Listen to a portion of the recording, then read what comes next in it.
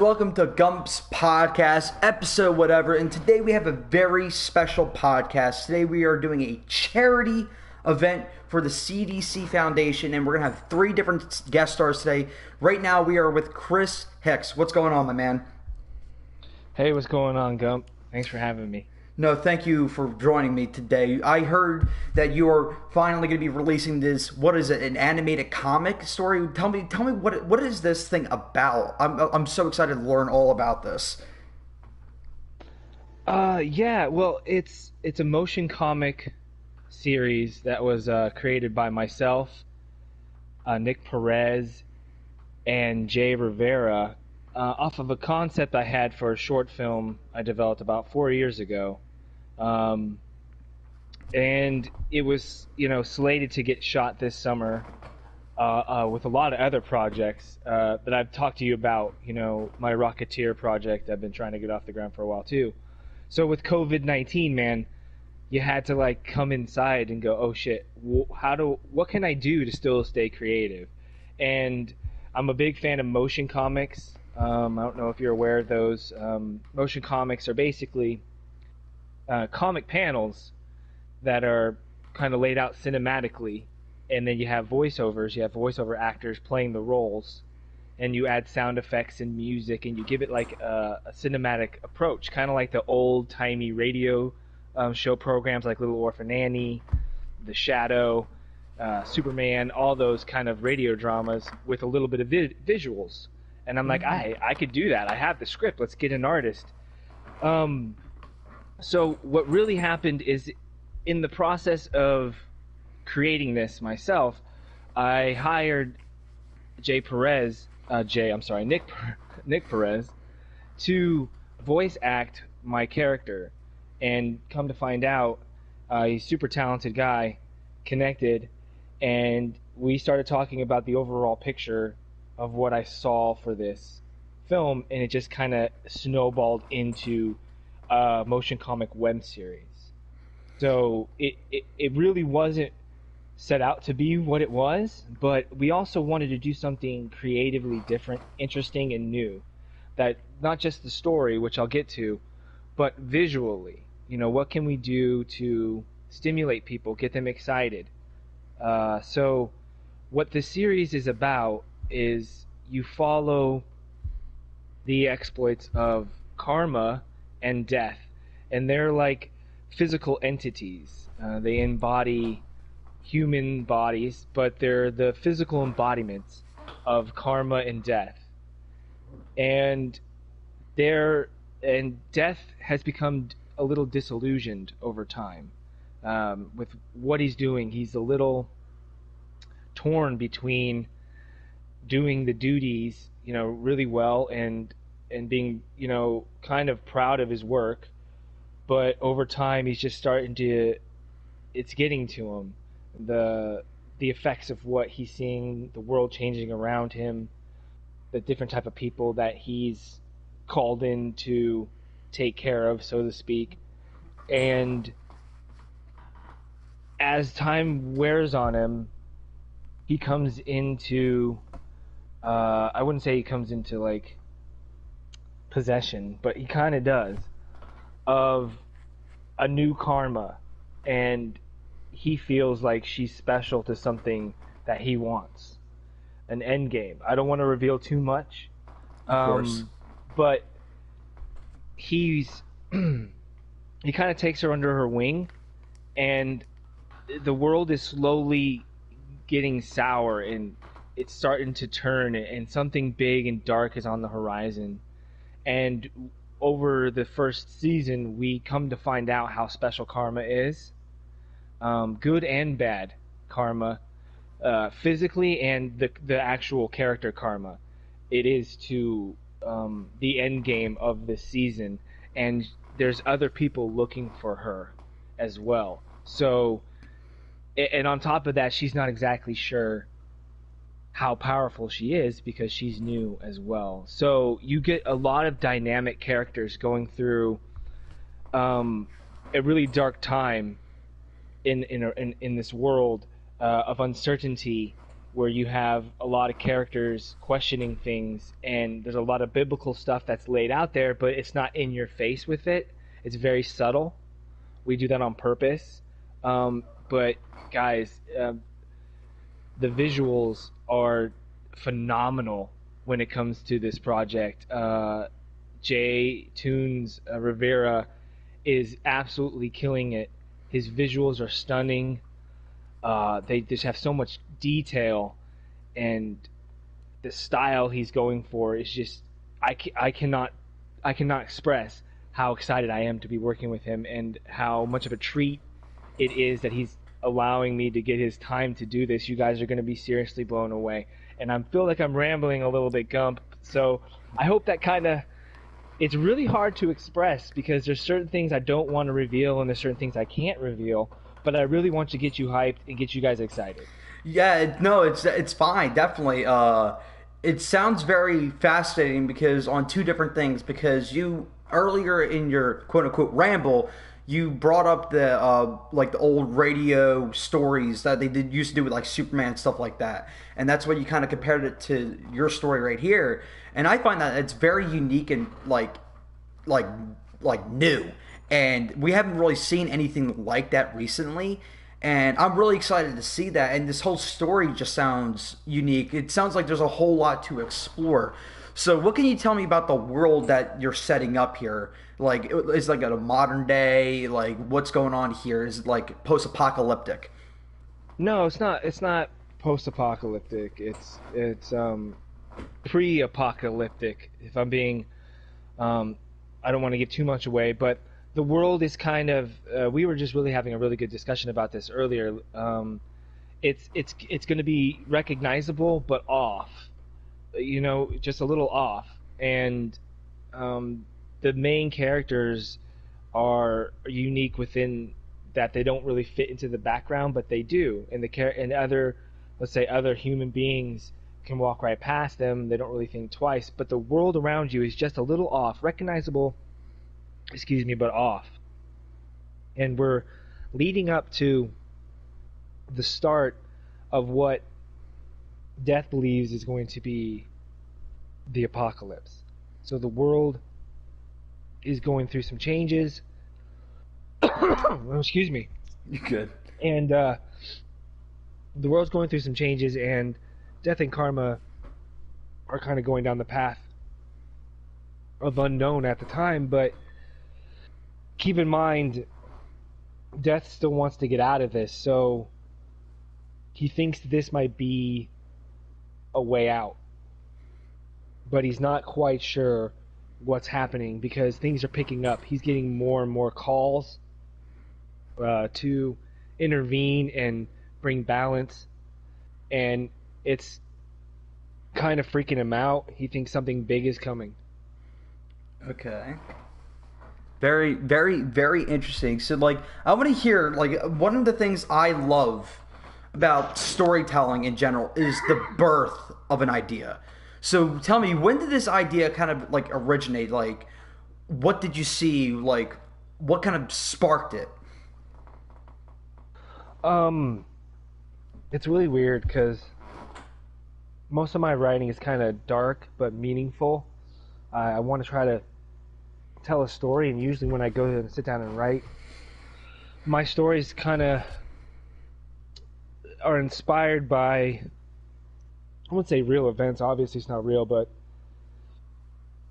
I love to think about karma and those philosophical things, and I was just kind of challenged one day to write a film because originally this was a live action short film. It wasn't world building and to this extreme that it is now. It was just supposed to be a personal piece, kind of supposed to shock people and remind people that karma's out there and karma's going to get your ass no matter what you do, no matter how long it takes. I just thought it would be really cool to have a physical embodiment of karma and death doing that job, taking care of what needs to be taken care of, bringing balance to the universe, but also in a shocking way.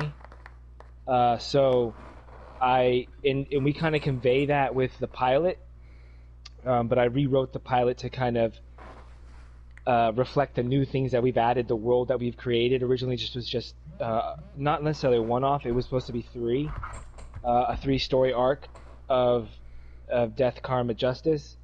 But it slowly spinned off, and as I started pitching this thing after COVID, and I had to like halt the production because there's no way we can film in July. It's just not going to happen. And when I was starting to pitch it to the artists and other people around to get hyped about it, they started loving this concept. They wanted to know more about it. And I'm like, I haven't really flushed it out, but I started thinking, and I got with Jay Perez, and he started asking me the same questions you're asking me, and he saw it. I wouldn't say completely different, but he saw the world. You know what I mean? He saw this thing, and it clicked with exactly what I was onto already. So it really was just lightning in a bottle, or that weird happenstance where somebody doesn't know you, but they get your work right off the bat, and they see something, they see potential, and then it inspired me with them coming on board to not just do this little YouTube thing that I was going to put on my channel and who gives a hell, you know what I mean? Yeah. To something that when you pitch the concept out, it's actually really interesting, dynamic, refreshing, and it's got so much potential. There's so much there. And then it just spawned into this other thing, and it's been nothing but positives, uphill swings from there. That's kind of how it all started in a nutshell. Man, I love it when you have like you have something special, but you don't have it completely fleshed out, and you kind of like express that story to somebody, and they kind of back you up. They sit there and tell you there's something there, and like you're right. Like me as a writer, wannabe writer, it's like the biggest fuel you can get. It's like the biggest jump you can get. It's like just getting straight G fuel to the veins, and it makes you want to work harder and faster and smarter. And it's so good, and I'm glad that's what happened to you. Like because usually when I have an idea, I'm afraid to express it when it's not fully fleshed out, but when I had that idea, and he's like, I don't care if it's fleshed out. Sometimes you just have to. Yeah, exactly. Never be afraid. Like, run it past somebody. For me, the more I get it out there into the universe, like say it out loud and think about it, that's when those roads hit. And I think about roads as more like of where I can go with it. Okay, you can go this way, you can go that way, you can go this way, and you just lay them all out. And then once you have all the roads, you start putting them in the gaps of your stories and see if they fit. Sometimes you just need to spitball that out, and as a solo kind of creator that I am, Nick kind of brought that out of me, and when I started seeing artwork that reflected what I was talking about, it invigorated my passion that's already always there, but I didn't expect it. It was very unexpectable, expectable, if that's a word, unexpected. But it's what we do. It's why we do this. It's that natural high that you get. It's the next best thing to being on set with other creatives. Watching your shit get brought to life is a feeling that if you're in it for the right reasons and you're passionate about film is a feeling I can't express to you, my friend. I just can't. Yeah, like I'm telling you, it's just you're right when it is like a high. And I'm glad that you get to have your quote-unquote next fix with this story. And you said that this was like quote-unquote 4 years in the making. And this is like the first time you're really going big and public about it. So I want to hear like how you feeling right now, finally like getting to open the floodgates and start making the announcements and stuff like that. Like what's going through your head right now? We had a huge meeting. Fantastic meeting where we introduced my good friend and now producer, Leo Rydell, who's going to be, I believe, the next guest that's going to be on after me. That kid is doing some fantastic stuff. He's been a great friend of mine for a number of years. Very loyal, knows his shit, passionate, hardworking guy. We introduced him to the production team yesterday, and we had this big, huge, great meeting, and Nick laid it out for us this big plan that I can't really talk about for a number of reasons. I'm very superstitious when it comes to shit like this. I want to keep it close to the chest as possible. Second, I got to respect my producers. I got to respect the artists. I got to respect everybody doing their thing, and they know what they're doing. So I'm gonna, you know what I mean, let them do their thing. So things that I can talk about is our website's up and running. We're gonna have it updated here next week. We got some new art coming through that we're gonna chop together and do a dynamic, fun trailer for you guys next week. But we have big plans. There are big things in the works. There are important people. Jay, our artist, and Nick Perez, they're working really hard with some people that are really excited about this concept and that really want to see our pilot. So there are huge things on the horizon. We're trickling things out slowly, creating buzz, doing the gritty work, as well as spitballing for the future. We definitely got a plan, got a solid group of guys that oh my dude, you have no idea. I got a big smile on my face at just how proud of these guys I am and how much it makes me want to work really hard not to let them down. But there are a lot of things coming really fast. Man, so like you said that there's like this is gonna be a season, you said, right? If I'm not mistaken. Yeah, I think we have if we're talking grand scheme, I think we have a 3-season kind of full story arc. And is this gonna be like a 8-episode or like a 10-episode arc for each season? I'm thinking 10. Okay. Right now, but then again, we're really concentrating on getting this pilot really, really good. Yeah. We have plans for the other episodes and a whole bunch of world building and a lot of cool characters that we want to introduce, guys. Like really fucking cool characters that are going to be completely dynamic and drawn in such a way that you've never seen before. Like, I'm not just saying that. I mean it with everything that I love. And but yeah, we got a plan, and I think this first season is going to be about 10 episodes. We got a good little arc kind of planned out for this first season. So you know what I mean? We're grinding on all gears, man, and it's I can't wait for people to see it. I just can't. And what's good about this going from like a live action to an animation is that you can be a lot more expressive, and you can have like, you don't have to say things as much, because in animation you can animate a face in a very specific way that you can't get in live action. So I'm interested to see that. So you said that the whole thing from going live action to animation, that was strictly because of Corona, or was there something else behind that switch? Honestly, strictly because of Corona is why I went the motion comic route, to just get panels up there and just get something visual. I just wanted the story told. I really believed that the story was great. Did I always feel like there could be a world surrounding it? Absolutely.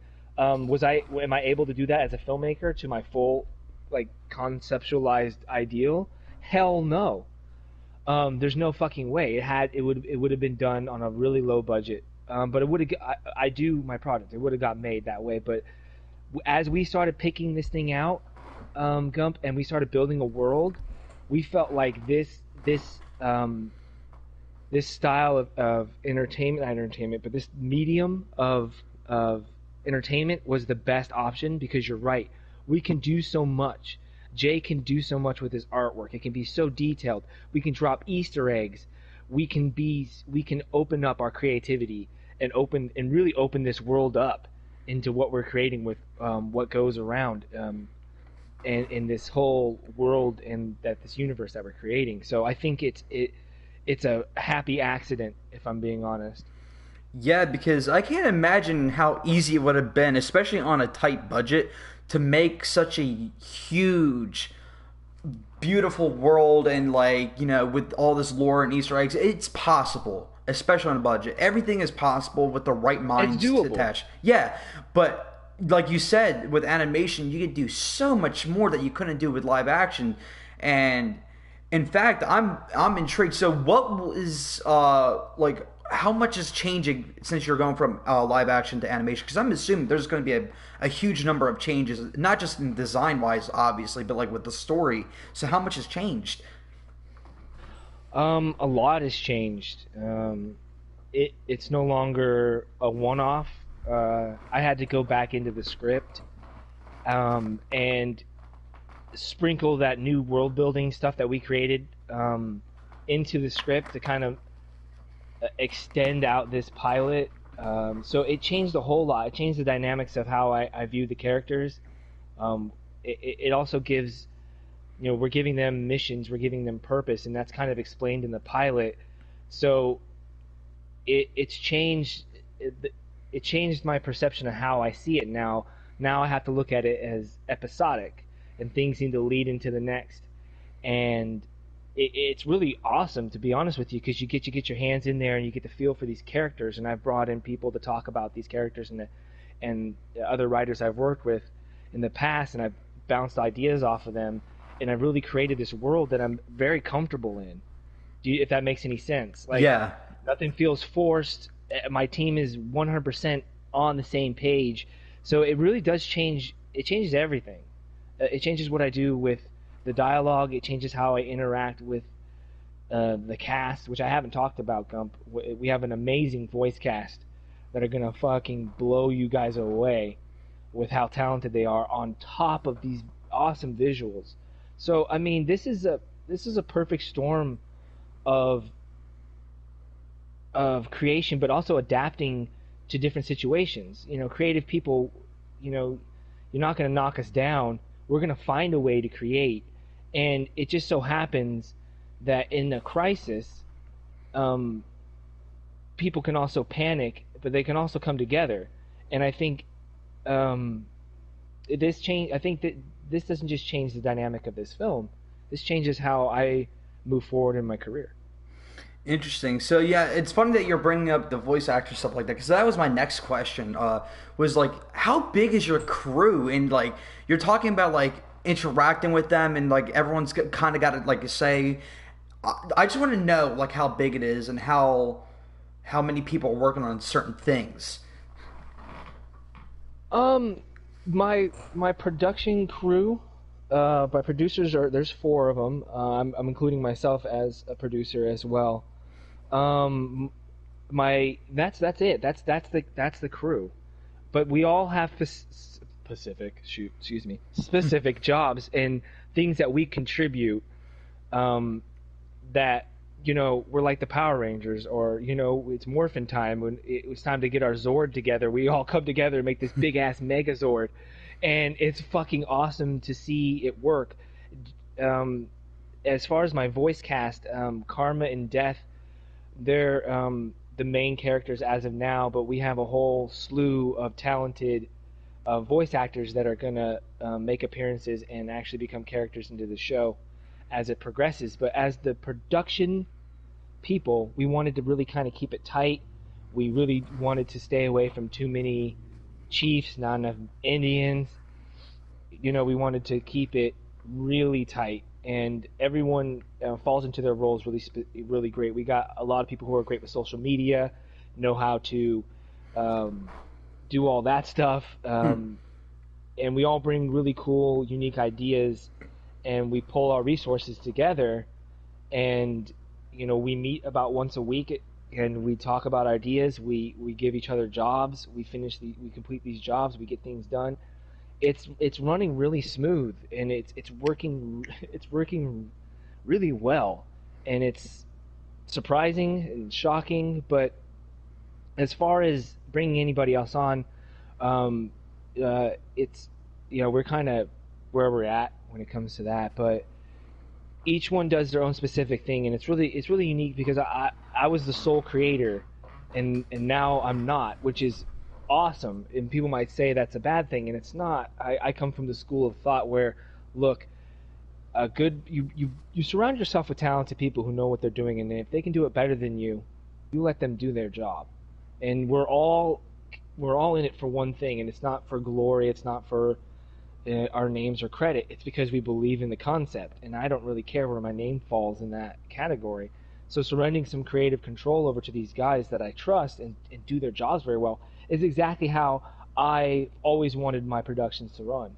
I have producers who I'm accountable to, and that's good. They keep me accountable. I keep them accountable because I work hard by producing them the story that they love so much and keeping it as good as I can. And that relies on me getting their feedback. We have an open door policy when it comes to ideas.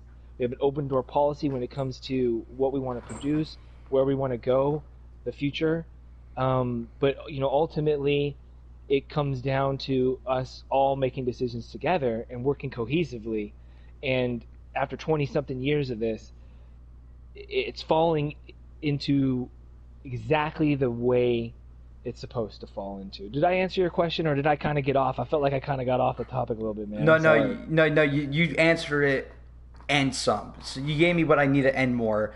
And that's awesome. I'm happy for you, man. And like, I had a question that just kind of left my head. I had a big ass brain fart, but no, it's, dude, that's just incredible. I'm happy for you, dude. Like, the fact that you can have like this creative feedback and no one be kind of clingy and just like yo, I'm the dominant species, and I'm glad. Not at all. Yeah, especially when you're working with Leo, because I could tell Leo is a great guy, and just the back and forth, I could tell that like you and your crew are gonna do a great job. I'm really excited for a story like this, and 4 years in the making, dude. Like I know that you're excited because I know that high, but like, how soon do you think we can get this? And like, are you like waiting like anxiously for it to release, or are you just like soaking in the glory?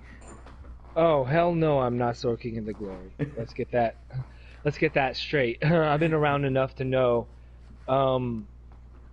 anything's possible. Murphy's Law is in full effect. I also learned you never get too high, never let yourself get too low. Enjoy the moment. I had the moment yesterday, but I was talking with my producers, I was talking with my friends and my management, and I was like, this just makes me want to work even harder. So it's not a time for complacency at all, and I think everyone's on board with that. They're all professionals, so they have a great mindset. We make it very clear that we are nowhere near our end game, so we still have that to work at. We're not satisfied. We're hungry. We're passionate. We have goals. We're going to achieve those goals. But the time for celebration ain't quite here just yet, because we haven't produced anything, and we're fully aware of that. But we're really concentrating on building a fan base, getting them excited, but also working really hard to make this pilot episode a hit that we think it's going to be, and that people are telling us that if we can nail the concept, that it's going to be. So we feel like that's putting added pressure on us, but good pressure to do it even better.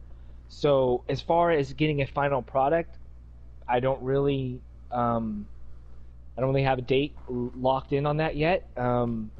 It's still up in the air. Like I said, our focus is mainly on getting out.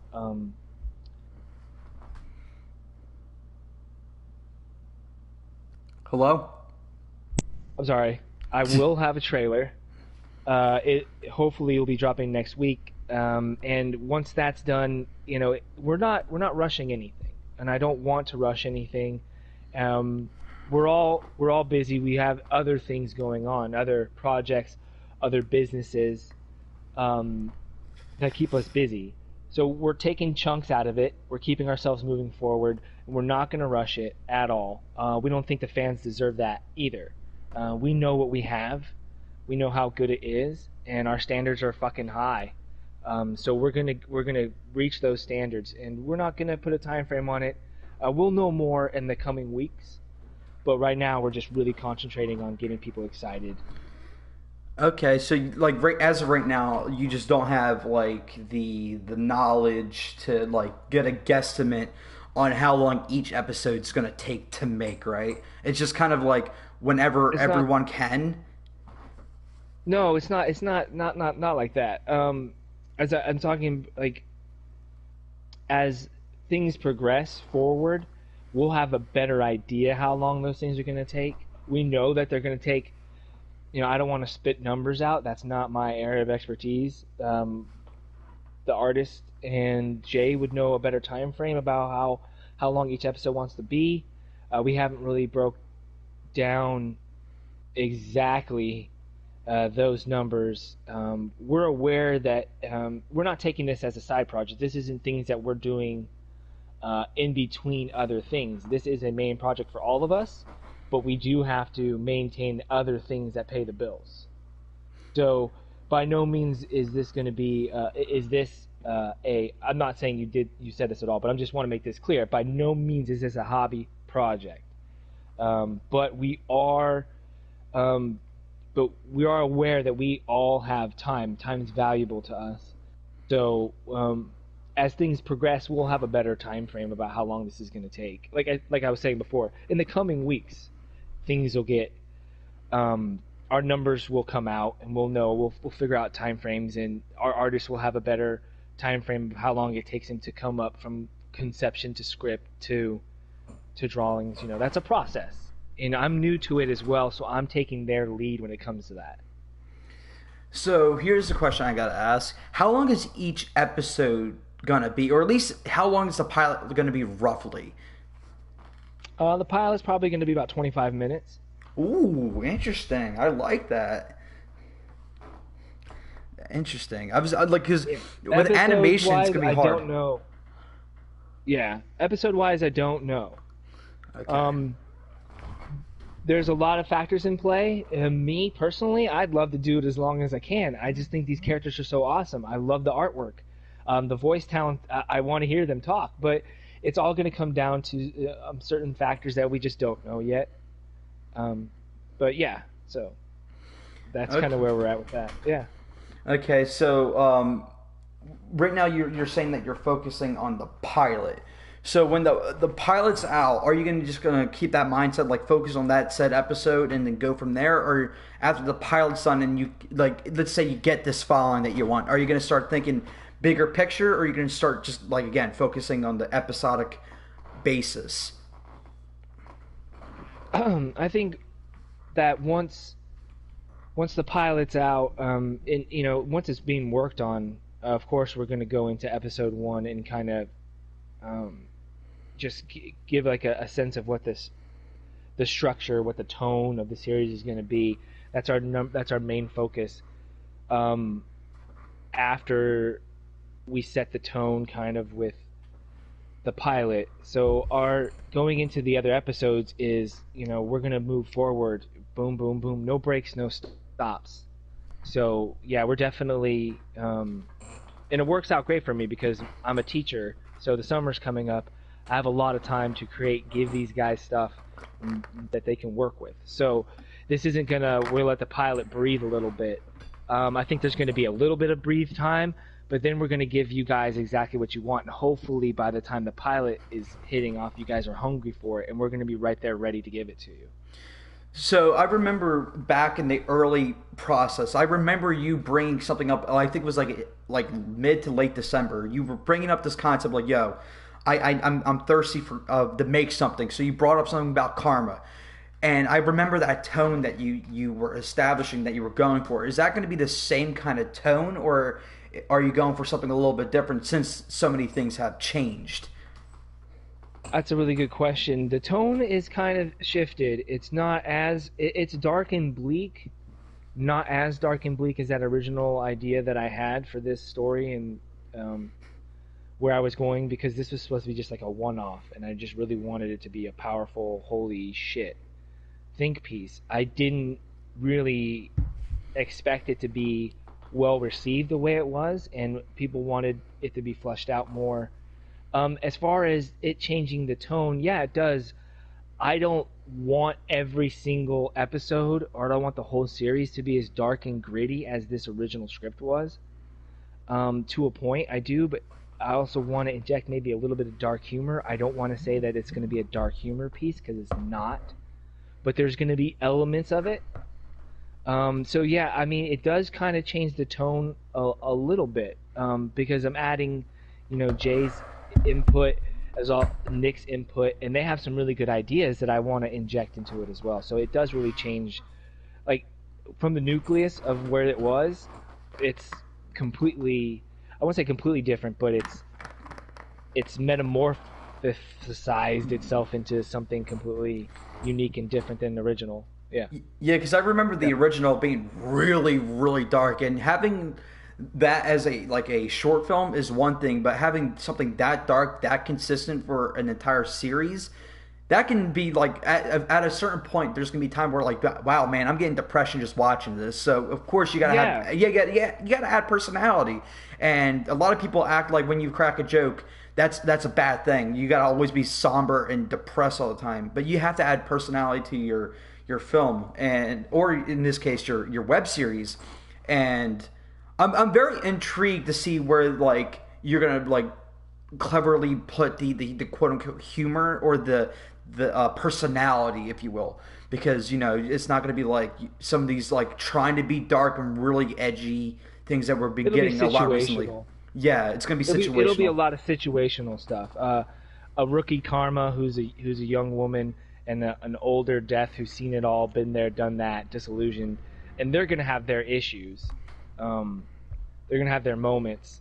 So I want to and it becoming a series lets me get into these characters a whole lot more and give you guys a whole lot more of who they are. So with it just being that one-off series or that one-off show, it doesn't really originally the character of Death didn't say hardly anything because it was about Karma, but so now it's about Karma and Death. I always thought of Death as a side character, but now he's not. Now he's more like the lead, and Karma's more like this entity or this being who doesn't know how powerful she is, and he does. So you gotta it blends in a lot of the things that we're already big fans of. We love Star Trek, we love Star Wars, we love superheroes, and we like the mythology aspect of that stuff. And me personally, so I wanted to kind of craft those layers of those story layers into this arc, and kind of give these sort of the hero's journey take, if you're aware of the hero's journey, a new take on it. I wouldn't call Death and Karma heroes, but I wouldn't call them villains. Not in the world that I'm setting up. Not in the way that you think. Is it all bad? I raise questions, but I also give you guys really cool, relatable topics that you can relate to, and cool artwork that you can that is very distinctive to this universe and these characters. So those producers coming on board, they gave me that opportunity to flesh all this stuff out. If I did not have them, this would not be where it is. I would not be able to say these things. So, I mean, once again, I have to give credit where credit's due. Yeah, that's one thing a lot of people tend to like forget, especially the wannabe filmmakers or just content creators. They act like there's got to be like one person calling all the shots. And you brought this up earlier. That's not the way to make anything. You got to have like people who. That's not filmmaking. Yeah, it's not filmmaking. It's just kind of like a dictatorship with a camera. You got to like let people bring up their ideas, because again, certain things have happened with these people bringing certain things up that kind of expanded your world and made you more passionate, more excited to make this project. And just hearing it, I'm getting more and more intrigued. I was already intrigued, because the concept is pretty badass. But then just sitting here thinking about it and just listening to you explain it, I didn't think I could get more excited. But now I'm like sitting here thinking, damn, when is this thing coming out? Better be tomorrow. Like genuinely, because you're talking about the hero's journey, how you're doing like something new to it. That already intrigues me. Karma and Death being the main leads. That stuff like that. It's unique, it's fun, and it's a whole unique concept, and I'm really excited for that. And I hope you guys in the comments are really, really stoked for this, because I, as sure as hell I am. When it comes to making projects like this, what's your favorite part of the process? Oh man, that's a good question. I am a glutton for punishment. I love the whole damn thing. For me, it's the journey.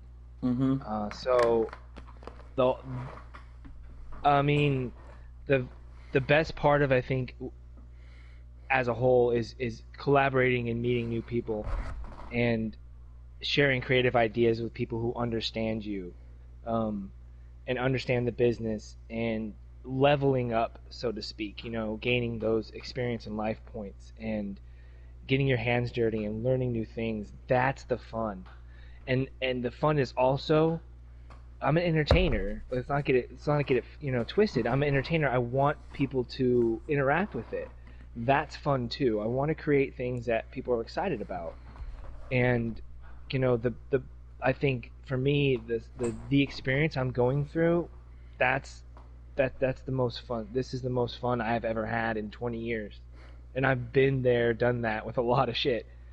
This is this is I can't express how much fun this is for me, how much I love it, how much passion.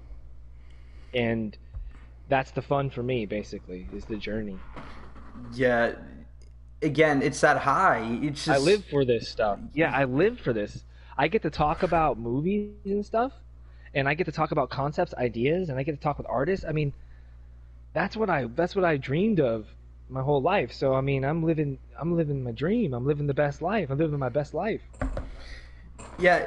When you are a entertainer, when you hear people talk like Chris here, and people like me, we genuinely get like really excited, and you hear it in their voice, the true passion of just making something. And that's how you know that they're going to do everything in their ability to make something good.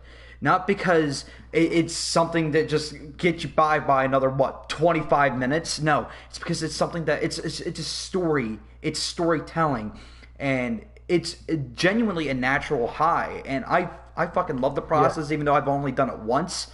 But just hearing other people talk about the process literally gets me. It's like secondhand smoking, except not cancerous. It's fun and exhilarating to hear the process, and I'm glad that you're enjoying the entire thing and just the journey. And that's something that a lot of people can learn. Just sit down and just enjoy the ride and let it happen. You got to work your ass off, but you got to see that end goal. But don't forget, just looking at the goal, you're missing the journey. Let the journey happen. Live in the moment. Yeah. Exactly. And I believe the time will come when I can legitimately, like, I'll look. I'm very aware of my body, my feelings, my emotions, and if I even have a sliver of doubt that crosses my mind, Chris, don't do it. Keep working. Then I will.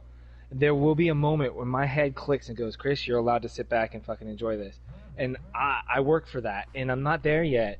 And I love that I'm not there yet, because the journey, the journey, the journey. So there's a time and a place, and I'm surrounded with a lot of supportive, loving people that are going to remind me to sit back and enjoy it. So I'm thankful for that. Like, I couldn't do it without them. Like, I couldn't do it without your friendship. I couldn't do it without my producers. I couldn't do it without my best friend Becca Moore. I couldn't do it without the support and love of my my friends and my family. Dude, I can't express this enough. I am really proud of you to hear something moving forward. And Thank you. I want to be there when something big happens. If you just gotta shoot me a text or give me a call, like, yo, Gump, this is what's going down, I'm gonna be there just to listen to it. And it's so cool. Is there any like final things you want to like tell us about this project? Like anything that becomes behind the scenes, if it be like a life lesson or anything with the story. Yeah, there's a couple things I wanted to talk about just before we finish up here.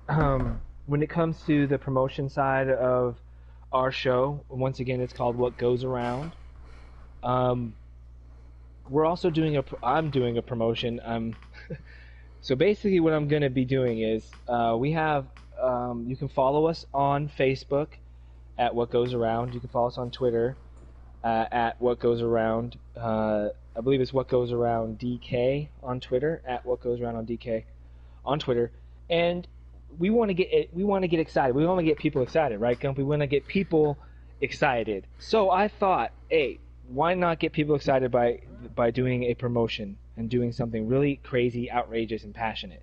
So if we can get to 500 subscribers on Facebook and 500 followers or subscribers or whatever the hell they call it on Facebook. I'm not on Facebook, by the way. And 500 followers on Twitter, I'm going to let the fans pick which colors I dye my hair, and I'm going to live stream it on YouTube and Twitter.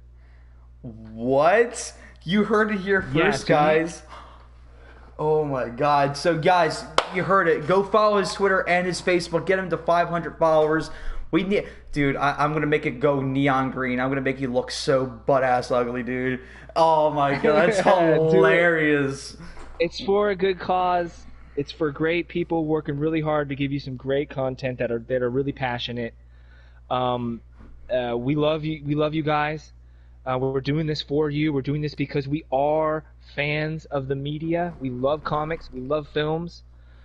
We're industry people, but we're also just really excited, and I want people to know how excited I am. So yes. So what you have to do is, if we follow us on Facebook, follow us on Twitter. I believe Instagram's coming soon. You follow us, keep up to date, and as soon as we hit that mark, I'm gonna ask our fans to pick the colors, and once you guys pick the colors, I will live stream my hair being dyed the colors that you guys pick as a sign of thank you, love, solidarity, and continuing your support with us as we go down this hella cool journey, my friend. Is a rainbow an option, my friend? Hey, dude, it's whatever you guys want. Oh, hell. Rainbow is an option. So is the voting going to be on Facebook and Twitter, or is it going to be just on one platform? We'll compile all the votes on both platforms. In order to, get us there, we would love for you guys to share, tell your friends about it. If you're a comic book fan, if you're a motion comic book fan, if you're a fan of superheroes, the mythos, if you're a fan of mythology, if you're a fan of religion and Old Testament stuff, if you're hungry for something gritty, new, interesting, please follow us. Please tell people about this. We are doing huge things, and you get to see the director and the writer color his hair. Like, what more do you want? I'm gonna color my hair for you guys. So I'm excited. You get excited, dude. That's freaking awesome. And you should start your OnlyFans too while you're at it. If you get to 1,000 followers, get an OnlyFans, and you know what they do on OnlyFans. No, yes, I'm aware of OnlyFans. Let's keep this PG-13, Gump. Oh, who said it had to be rated R, dude? I'm just telling you, just revealing the shirt, dude. It's nothing Dude, rated R about that. Nobody wants to see my OnlyFans account. Oh, you know what you got to do? You got to dress up as Batman and doing some really cringy ass dances. That's what you got to do. Ooh. Oh, for your OnlyFans. Yeah. Can we get that in the chat? Can we get some guests in the chat? If we get him to 500 followers on Twitter and Facebook, he's gonna dye his hair. But if he gets to 1,000, he's got to do some cringy ass dances with the Batman costume. Can we get some what's in the chat? I think we're gonna have to do that, man. I'm telling you, if we can get you, see, perfect. See, I'm telling you, man, it's gonna happen. Well, Chris, thank you so much for all the information you gave me today. That was fascinating, interesting stuff. Anything else you want to say before we switch out? Thanks for having me on, Gump. It's been an honor. I hope your charity stream goes well after this. I appreciate all the love and support from everybody out there who's been there for me. You guys know who you are. I want to say thank you to my production staff. I love you guys. I'm working hard for you. We're going to kick this off with a bang, and it's going to be exciting. Please give us some love and support. It's greatly appreciated. Please follow us on social media. And hit that like button on this stream, guys. Give some love to Gump. He's a great guy, passionate young man. Thank you once again for having me on, dude. Okay, thank you so much for joining, dude. Talk to you later, my man. All right, buddy. Take care. Take care. Up next, we're going to have Leo. Leo, let me know in the chat once you are ready, because we're going to get ready down and dirty, because we're going to be talking about something that I know Leo is going to want to bring up.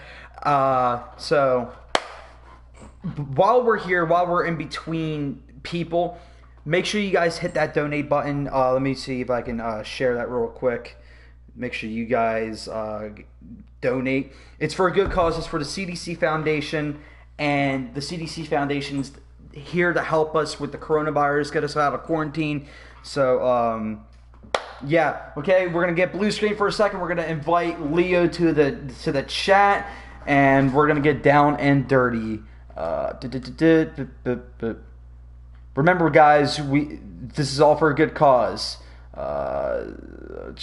Which one was it? Sky's Leo? I'm pretty sure that was it. Injustice 2, that sounds about right. Yeah. Boom. Okay. So while we wait for him, how's everyone doing in the chat today? I want to thank you, everyone, so much for that birthday wishes. Thank you guys so much. Thank you for the donations. Right now, last time I checked, we're at $85 dues donated. Let's go do a double check on that, see what we're doing here. I think we're still at 85, which would be fine, but I just got to double check for the stream. Let's see. Yeah, we're still at $85 dues raised. Make sure you guys donate. Please donate. It is for a good cause. I'm not seeing a dollar of this money. So, let's get into it, guys. Thank you, guys. Leo, you've been called to the stream. Leo, literally perfect timing. I'm sitting here like, Leo, you've been called to the stream. What's going on, buddy? Dude, I'm glad that you're here. I already know something you want to talk about, and before we get into that, guys, this is my friend Leo. He's the producer of What Comes Around, so say hello, Leo. Hey, what's going on, everybody? So, we just got done promoting What Comes Around, but today, right now, in this moment, I know we're going to be talking about this because it's going to be a spicy debate. Because, let's be honest, you changed your Twitter name to it. The Snyder Cut. Oh, yeah. Let's talk about it, man. Okay. I already made a quick video on this, but I would save the juicy, meaty details for this. So, I admit when I'm wrong, but I was not completely wrong. I said this will never come out. I was wrong about that. And I said it was not complete. A lot of people yell at me for both. A lot of people were like, it's completed! What do you mean? $30 million. It just CGI alone, and then what was it? They had to do a lot of reshoots? Ha! Ha! I was right about that. So, yeah. But anyway, let's get your thoughts, because I know you're hella excited, and I want to feel your passion, even though I don't fully agree with it. Let's feel that passion flow onto me, my man. Wow. Thanks for having me on, first off. Thanks for doing the stream, man. This is for a great cause. I believe that this is a really good thing. Guys, be sure to donate. Be sure to click that link down in the chat. Donate. Where did you say we were at, Gumps? 85? Man, that is a really good number right now, man. Great job. Thank you so much for doing this. And I also wanted to just say, check out Geekly Goods as well, because I am the owner of Geekly Goods. We are basically going to be the next Nerdist guys. So be sure to check us out on YouTube and at geeklygood.com. But coming to the Snyder Cut, okay, I got to admit, Gumps, I too was somebody who did not believe that it was going to happen. Did I want it to happen? Of course. I got a product out of Justice League that I absolutely, positively, actually negatively despised. I could not stand that movie. I thought it was the trash of the DCEU. I think they did not do any justice to the Justice League characters. You've got a Barry Allen who acts like Wally West. You've got a Wonder Woman who's cringing and hiding and running away from responsibilities. You've got a Cyborg who's pretty on character but doesn't have enough screen time, doesn't really have a good role within the league besides unlocking the mother boxes. I mean, it was a mess. It's a mess. my concern comes in where a lot of people, myself included, are going to think this is going to be a revolutionary movie that's going to save Justice League. I admit, I am very excited. I think it's going to be better than the Justice League we got. My question is, how much better is it going to be? Some of those ideas, like the jokes people thought were from Joss Whedon, some of those were actually in Zack Snyder's cut. So we're going to see some things from that Justice League in Zack's cut. But for me, I am just absolutely curious as to what Zack's vision for this whole thing was, because it sounds completely different. I mean, we've got Darkseid, we've got more involvements from things like Lanterns, we've got different scenes, we've got scenes that didn't even make the final cut. So I think for me, man, it boils down to that I'm extremely excited for this, to see what we missed, but at the same time, I'm slightly concerned because I'm wondering if we're going overboard and everybody's happy and they have already confirmed that the old cast isn't coming back to shoot new scenes. They're not coming back to shoot scenes for a Snyder cut, and that was actually confirmed a couple of days ago. Wow. Now, I don't know what that means for Darkseid. I don't know what that means for those scenes, but I know for a fact that they're not like bringing back Ben and putting the cape and cowl on him and saying, okay, I know Zack has asked, but that is what was reported a couple days ago. Hey, if they do bring back some of the cast to shoot some more scenes, I'm not going to be upset, but I just don't foresee that happening. And if they do have any reshoots, it might just be like a couple of quick scene pickups, a couple of things to just kind of help the edit. But I don't foresee them coming in and shooting like a completely brand new movie. They're just going to pick up with what Zack had and then touch it up where they can with that $20 billion. So I'm excited, but I'm cautious. I'm cautious as well.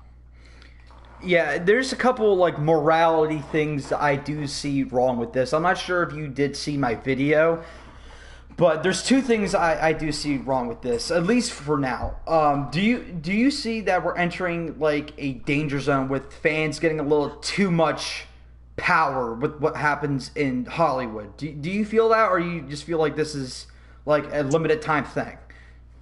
So I actually, after the Snyder Cut happened, I was ecstatic. You know, I will admit, I ran around the house screaming. I lost my voice. I was so excited. I was hoarse. Later on the stream, I screamed about it on a video. Like, I was very hyped up. But when I finally got some time to kind of get out of that high and think about it, you're right. I think for the industry, this is dangerous. Because now fans have the ability to make a movie reanimate its character entirely, putting the studio out of business, by the way.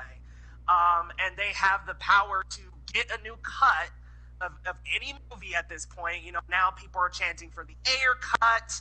Ugh. And even though I was like, at first I was just like, why? Now I'm like, okay, I'm kind of curious, but it's concerning, man. Gonna get another cut. Oh, Ayer's gonna get a cut. Oh, Trank's gonna get a cut for Fantastic Four. Oh, the Green Lantern's gonna get another cut. Like, to me, I'm worried. I'm a little worried that it's gonna open up a can of worms that maybe shouldn't have been opened up, and now it makes, because the decision that Jeff Fowler made to reanimate Sonic, I thought was actually a pretty good one, because that fan base is so dedicated to that character, and just how that character looked was absolutely off.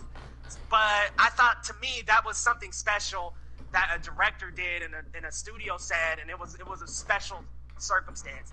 Now that doesn't feel as special. It feels to me that every studio now can backtrack and say, well, hold on, we can put out the director's cut, the full cut, the one that intended to see well, what happened to that? You know, it just is, it's a little messy, man. It's honestly opened up a can of worms that can get really sloppy if not tamed early. Like, if we start slipping out Ayer cuts and Trank cuts, it can get really, really messy.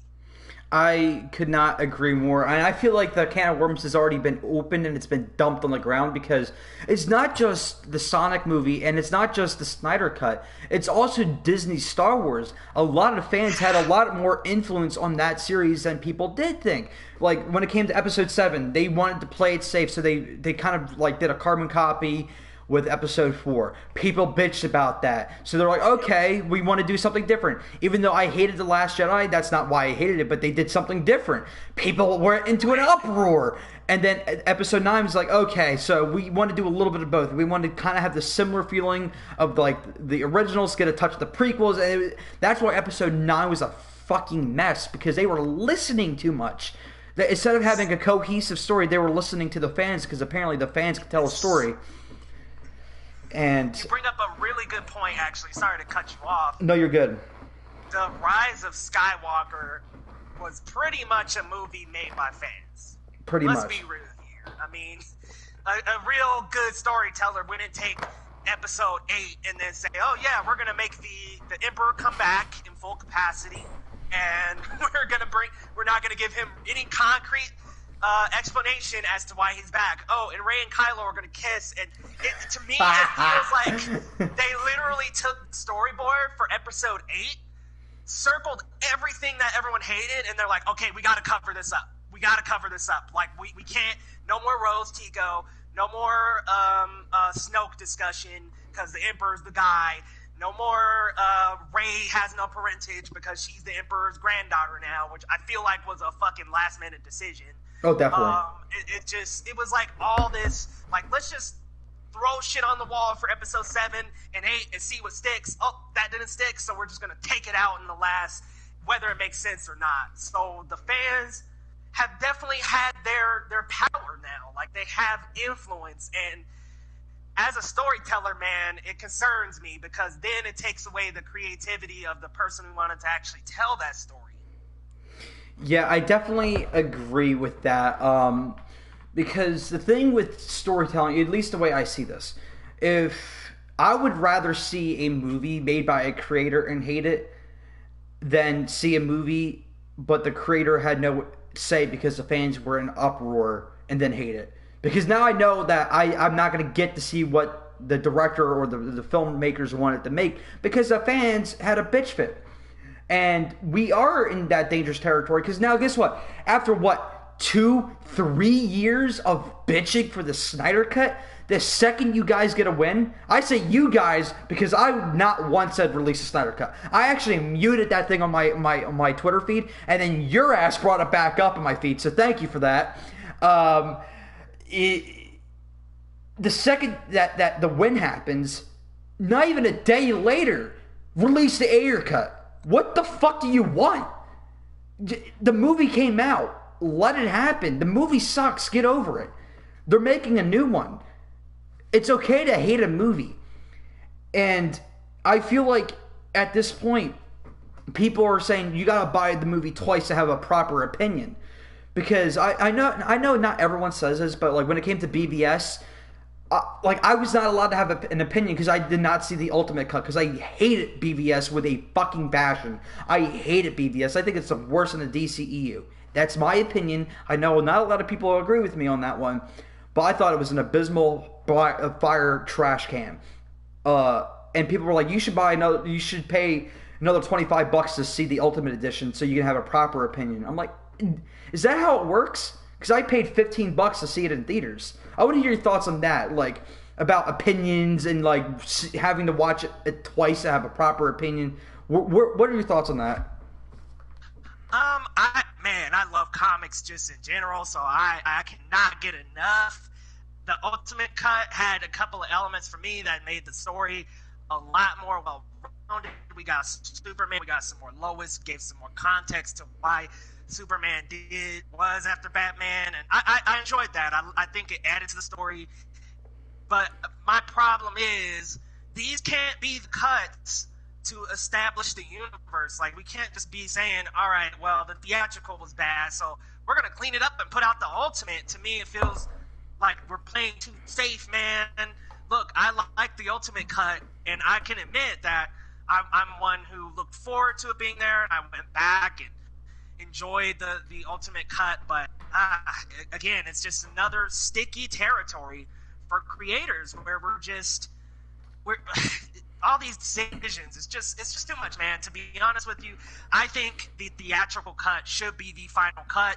Just make the theatrical cut the directors.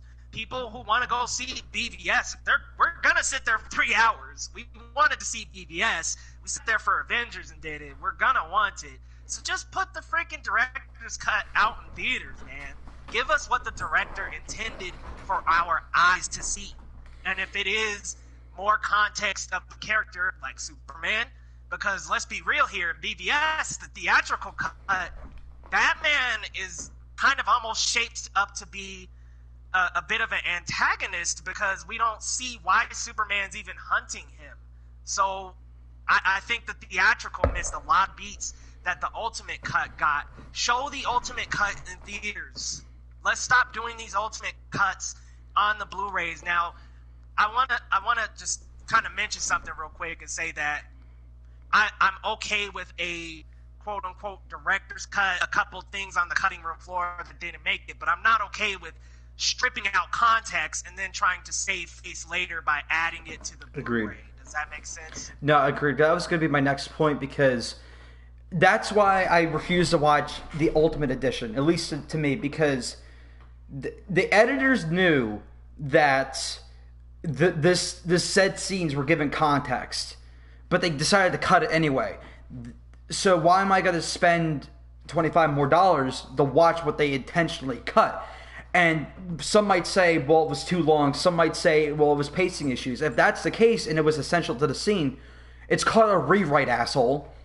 I don't know why you need... Like, I get it, there's certain movies that are 3 hours long, but you don't need a 3-hour movie. Because it seems like, with Zack Snyder specifically, everything's got to be 3+ hours. You don't need to have that to be the case. Endgame did that because it was a culmination of, 11 years of film? BVS didn't need to be 3 hours. You could tell a solid BVS story in 2 hours. You can. It's possible. But I get there's some more badassery, visual porn he wants to show. But if you're cutting out essential parts because the pacing or whatever the reason why they cut it out, like, it tells you there's something wrong with the script, at least to me. You should not be cutting essential parts, making Superman look like the bad guy because you decided to strip this 15-minute scene out. Because I heard the Ultimate Edition's 30 minutes longer? Yes, Leah? The Ultimate Edition is like 30 minutes longer, 35, 40 minutes longer. Yeah, so that's not like a normal director's cut. A normal director's cut is like usually like an extra 10, 15 minutes. And usually normal director's cuts are usually like, okay, we had to cut this because the pacing in general was not really there, or it just didn't serve the story overall, and they're just trimming like little scenes here and there to tighten up the story to make it feel a little bit faster. So that's what normal director's cuts are, not an extra 35 minutes. Like, what the hell was that about? Added context, mind you. Yeah, it's just, to me, that's why I refuse to buy any extended cuts, specifically with the DCEU, mainly because, again, it just seems like a cheap way to get a quote-unquote extra ticket sale, even though they don't make as much money on DVD sales than they do with their ticket sales. But I don't know, man. I just feel like it's a very scummy thing to do. I'm glad that we're getting a Snyder Cut, but am I hearing this properly? Is it supposed to be 4 hours long? So it's supposed to be either a 4-hour long cut movie or a series. I think I would feel a little bit more comfortable if it were broken down into parts. Now, don't get me wrong, I'll sit and watch a 4-hour Justice League movie. I definitely watch Justice League all day, back to back episodes, 6, 7, 8, 9 hours at a time. So I will watch that full movie. But I think I really do like the idea of breaking it down, making it into a series, and then having it somehow tie into the upcoming Green Lantern series they've got going on and the other series they have on the slate. If there just needs to be some coherency. That's my only thing, is like, I just want it to be cohesive. I want it to flow well. I want it to feel natural. I'm hoping that this can be a good movie because I know we all remember those feelings after walking out of Justice League and being so dissatisfied and not loving it, man. Honestly, I don't care how long it is. I just want it to be better than what we got, man. I'm still hurt about that. Yeah, I didn't hate it, but I can definitely see, like, I acknowledge it was a terrible ass movie. I'm looking at this thing, I'm like, damn. But there was a part of me that still had fun, but I definitely see the displeasure in everybody's eyes. It's not one of those things where, like, I disagree wholeheartedly. No, I can see it. I can see the problems with the movie. First off, CGI mustache, what the fuck? Come on. And I don't know why that was essential to the story. Like that there was nothing essential to the story. It didn't even really serve anything to the story other than people were like, we like Superman now, and now he's dead. Just like it really it served nothing to the story. So why spend that much money? If I had to spend $1 million on the CG stash, I'm sitting there thinking, maybe we don't need this. And you did it. You really did it. That's what I don't get. It's just that movie cost $350 million to make because of all the reshoots. Yeah, the reshoots and that damn mustache was a couple million alone. And I just, here's my thing. Superman, when he comes back to life anyway, has a freaking long mullet. Just let the mustache be there. What's the big deal? Oh, Superman can't have a mustache. Oh my God. Whatever, dude. I would much rather him have the mustache than that horrible mess they did to his mouth in Justice League. And you know what is the worst part about it is they show that horrible job in the very first scene in the movie. I'm sitting there looking at the found footage of Superman like, what the fuck is going on with his mouth? And then it's just like, boom, Justice League, here we are. And it's like, what a fucking horrible way to start the movie. Show us the worst quality right up front and close. That was just a horrible move, man. Like, honestly, I was watching that movie, and it was like every other scene, I had some kind of criticism. I'm like, oh my God, Barry's acting like Wally. Oh my God, this is not very Batman-like. Oh shit, Superman's mustache is horrible. Like, oh my God, there's so many qualities about that movie that is bad, and that's why I am looking forward to the Snyder Cut. I do want to see what he had in store, and I want to see if what he had in store was way better, a little bit better, or just about the same. I'm curious, man. Yeah, definitely. Like, hearing, at least we got to see what his quote-unquote Justice League trilogy would have been like. It was in animated form with Justice League Dark Apocalypse or some shit like that. Apocalypse War, my bad. That was supposed to be like his Justice League trilogy, except for quote-unquote spoiler alert, shit goes down. I'm not going to really go too much about it. Shit goes down in that animated movie. And that was heavily inspired by Zack Snyder's Justice League trilogy. Like, the vision where Batman was, like, in, like, the freaking, it looked like Earth, but, like, in a desert. That's supposed to be when Darkseid ended up taking over planet Earth. That was supposed to be the sequel. And, yeah, I would have loved to seen it. I feel like it was a little too soon for Darkseid. In my opinion, I would have waited for it. I'm not saying you got to do the Thanos treatment. I'm not saying that, but like in my eyes, Darkseid is the ultimate threat, and you're gonna throw him that soon. In my eyes, it can be done well. Just me as a personal fanboy, I would have waited a little bit so we can have like the team chemistry is like to the max, and they still get their asses beat.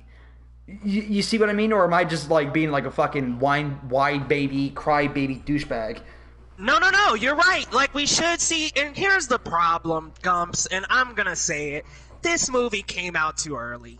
That's the problem. It came out too early. We gotta have our Endgame right now. We gotta have our Avengers. Instead of waiting and saying, okay, we're going to have a Wonder Woman movie, we're going to have an Aquaman movie, we're going to have a Flash movie, we're going to build the universe, we're going to actually have some cohesivity.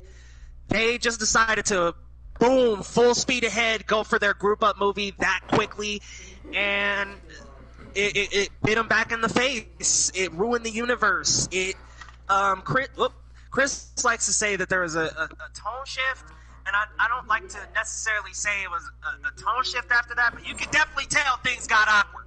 Things got really awkward and shaken up in the DCEU.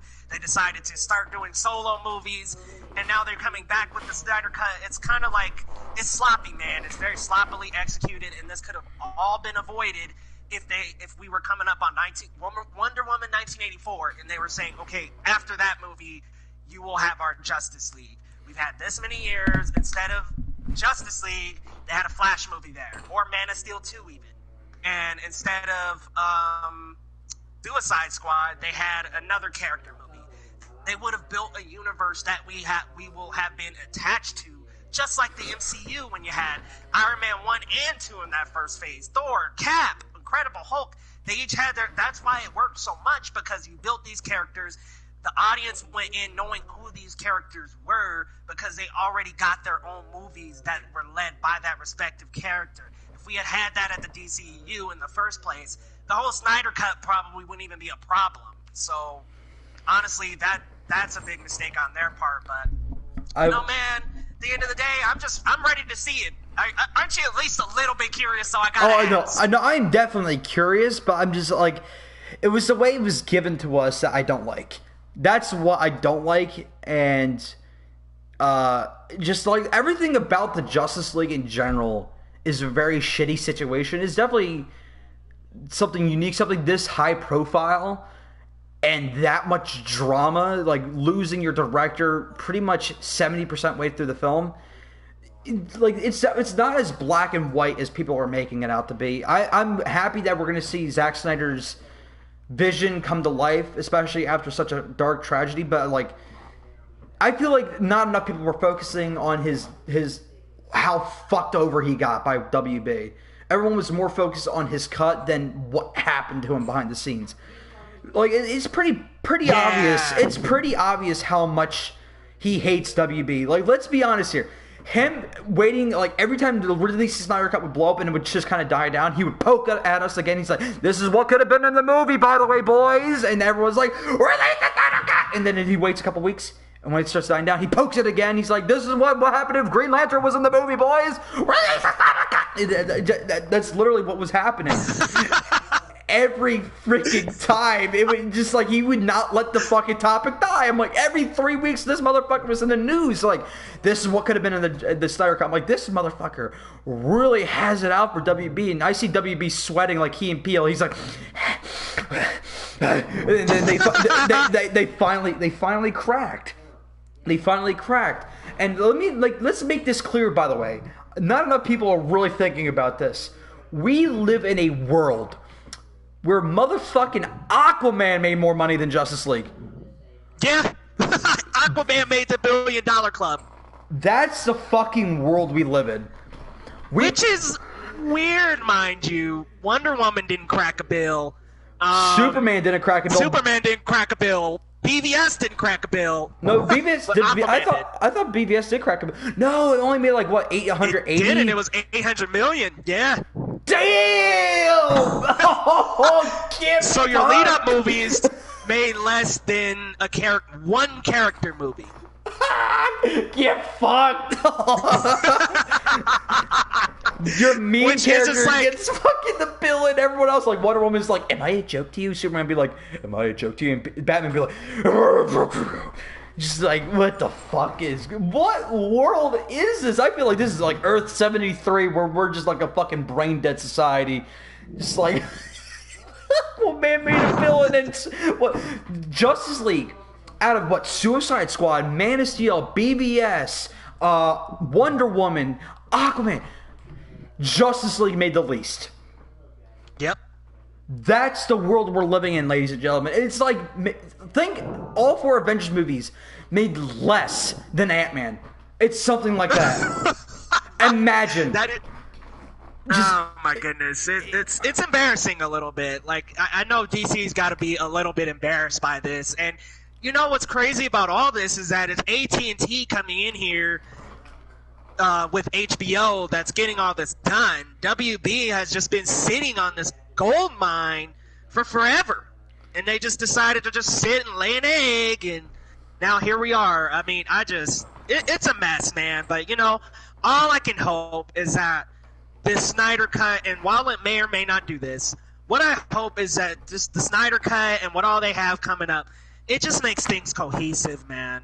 Like, I'm just looking for a cohesive universe out of DC, which it looks like they could be on an uphill trend after this. So I'm just hoping the best, because everybody's always MCU, MCU, MCU, but DC characters have amazing stories. A lot of the Rebirth lines, the Green Lantern lines I've read, I have loved every single page, and I'm just looking for that same energy from the cinematic universe. I know they've got it in them. They've got the characters. They've got the stories. They just have to be cohesive and just let these directors have their creativity. And what was so weird is Wonder Woman came before Justice League, and they kind of just let Patty Jenkins run with it. But then Zack Snyder is putting together Justice League, and David Ayer is putting together Suicide Squad, and they're like over their shoulder. And it's just like, dude, they need to do what they did with Jenkins, give them that creative freedom, and let these directors just make their visions, please. Yeah, it just, me as someone who loves to tell stories in general, like, my favorite thing about storytelling, it's like, it's a massive puzzle that I get to create. I get to move the puzzle pieces together. I'm making this huge adventure, this huge journey. Me as a guy who loves storytelling, it genuinely pisses me off to see how incompetent on how WB's handling this. You're right, they are sitting on a legit gold mine. Like, there's like, Marvel is cool and all, but they don't have the iconic, wonderful characters and stories that DC has. Let's be honest here. You can be a Marvel fanboy all you want, because let's be honest, their movies are genuinely made more better, right? But more better. Listen to me. But DC has the bigger vault of like characters and stories. What the hell is wrong with you guys? You don't have to rush to a Justice League. You got like big, huge threats out there already. I will keep saying this to the day I die, because I want to see it and I want to breathe it. Blackest Night, motherfucker! You can lead to something like that. You don't have to lead. You don't have to. You do not have to lead to Justice League right away. You don't have to. You have so many different stories. You can lead to Crisis on Infinite Earths. You can lead to this. You can lead to that. You can lead to Flashpoint, even though it's way too soon to Flashpoint, even though they're going to do Flashpoint most likely anyway. Beside the point, they have so many good stories. And for some reason, they're like, let's just rush to Darkseid. Let's rush to this because it's pretty much the flip side of Marvel. Let's do the flip side of Marvel. Like, Suicide Squad came out 2016. Is it a coincidence that literally 2 years before Guardians of the Galaxy was released? Is it a coincidence that BVS was actually supposed to be Man of Steel 2, but then literally 2 years before, or was it like 3 years before that, Avengers came out? Yep, in 2012, and then let's pivot. We got to have our Avengers. So the old WB was so reactionary to what Marvel was doing, not realizing Marvel's doing their thing with their stories, not realizing they have a gold mine sitting in front of them. So I don't know. To me, it's really depressing because honestly, even though I think they both should be like high up in like this like awesome blockbuster history, Marvel should be the one that's struggling because no one knew who Captain Marvel was. I don't want to hear any of you motherfuckers saying, I knew who Guardians of the Galaxy was before Guardians of the Galaxy. Bullshit. I did. I definitely knew who Guardians of the Galaxy was. Was it because of the animated stuff, or was it because of the comics? No, I just read the comics. I read a lot of the early Guardians of the Galaxy comics. I actually read the comic where Star-Lord does form the Guardians of the Galaxy, but let me tell you, it's not as fun as the movie. Yeah, like, the fan base for Guardians of the Galaxy was not that big. Now, after Guardians Galaxy came out, everyone was acting like they were a comic fucking god on it. I read the comics. I bet you read the comics after the movie. I bet you did. I am not afraid to admit when I did not know a character beforehand. I did not know Guardians of the Galaxy. I'll level with you. I didn't even know who Thanos was until the first Avengers movie came out. Okay? I admitted it. Oh, that's fair. Hey, man. Yeah, I was 13 years old. Never picked up a comic in my damn life. Whoa, how old are you, Gump? Today I'm 22. Okay, that gives me a little perspective, because I was like, 15, holy shit. Yeah, I think I was like 18, 19 when it came out. Yeah, I'm a pretty young guy. So, like, but like, I didn't have the luxury to have like a comic book store around the corner or anything like that. I didn't grow up with people who were super supportive. I'm like the only nerd in my community, at least in this area. Like, everyone else is like, oh yeah, I watch the movies. I'm like, but do you know the legend of Darth Plagueis the Wise? It's an old nothing. Okay, whatever. Fuck out of here. Fuck out of my face. No, like, I'm really. really into like these characters, and no one shares the same passion around me. So I didn't get to really like build off on my fandom until recently, and I'm watching YouTube videos learning about Blackest Night. That's how I learned about Blackest Night. Just like, I'm like, okay, who do I love? I definitely like Green Lantern. I hated the movie, but I liked the character, and that's why I loved the character. That's why Green Lantern is my second favorite character of all time. Spider-Man being number one because he's Miami. Oh my God, are we the same person? Did we just become best friends? Did we just become best friends? Yes, dude, because Spider-Man's my number one, and Green Lantern's right after. Honey! Dude, I'm telling you, Green Lantern's such a cool character. Everyone's sitting there like bitching to be like, he had the retarded wing. Dude, it's Superman or Batman. I'm like, no, you forgot about the Lantern and the Lantern Corps. That's such a cool concept. Every emotion is a different corpse. Like, it's just so, like, such cool lore. Dude, Jeff Johns became my second deity god. What he did with Green Lantern, he basically revived Green Lantern. Like, there was not much to Green Lantern until Jeff Johns came out. I mean, I'm not saying he was nothing without Jeff Johns, but let's be honest. That lore came from Jeff Johns. The whole emotional... There was no Red Lantern Corps. There was no Indigo Tribe until Jeff Johns came to the table. Which was a brilliant move on his part to expand the Lanterns based on emotions and stuff. Just all around amazing, man. But real quick, I did want to say happy birthday, my friend. Oh, thank you. Yeah, man. Did you just turn 22 today? Yeah, just today. Hey, man, that's what's up. Still young, still fresh. Hell yeah, man. Don't feel like I stand up and I pop my knees, but hey, man, you gotta enjoy that youth. Hey, don't start that, man. I'm 27, so. I wish I was kidding. Let me get my walker ready real quick. My back be hurting me, boys. It just pops out a denture. Oh, shit, boys. I forgot the gorilla glue them. You shitty. I remember back in my good old days. I love it when people my age saying like, back in my day. I'm like, motherfucker, what? I was like, back in your day, right, what was it? In the fetus? Like, what do you mean? Back in your day, you mean Power Rangers, bro? Like, it's like the closest thing I think about back in my day was like when I was 6. I'm like, what do you mean? Like, back in my day? I find it hilarious. What's up? What is upsetting me is everybody calling 90s and late 80s gear vintage. I'm like, what the fuck does that mean? That's not vintage. That's vintage really not. Is 50s, 40s, 60s shit. Really? This ain't vintage. We're not that old yet. Vintage?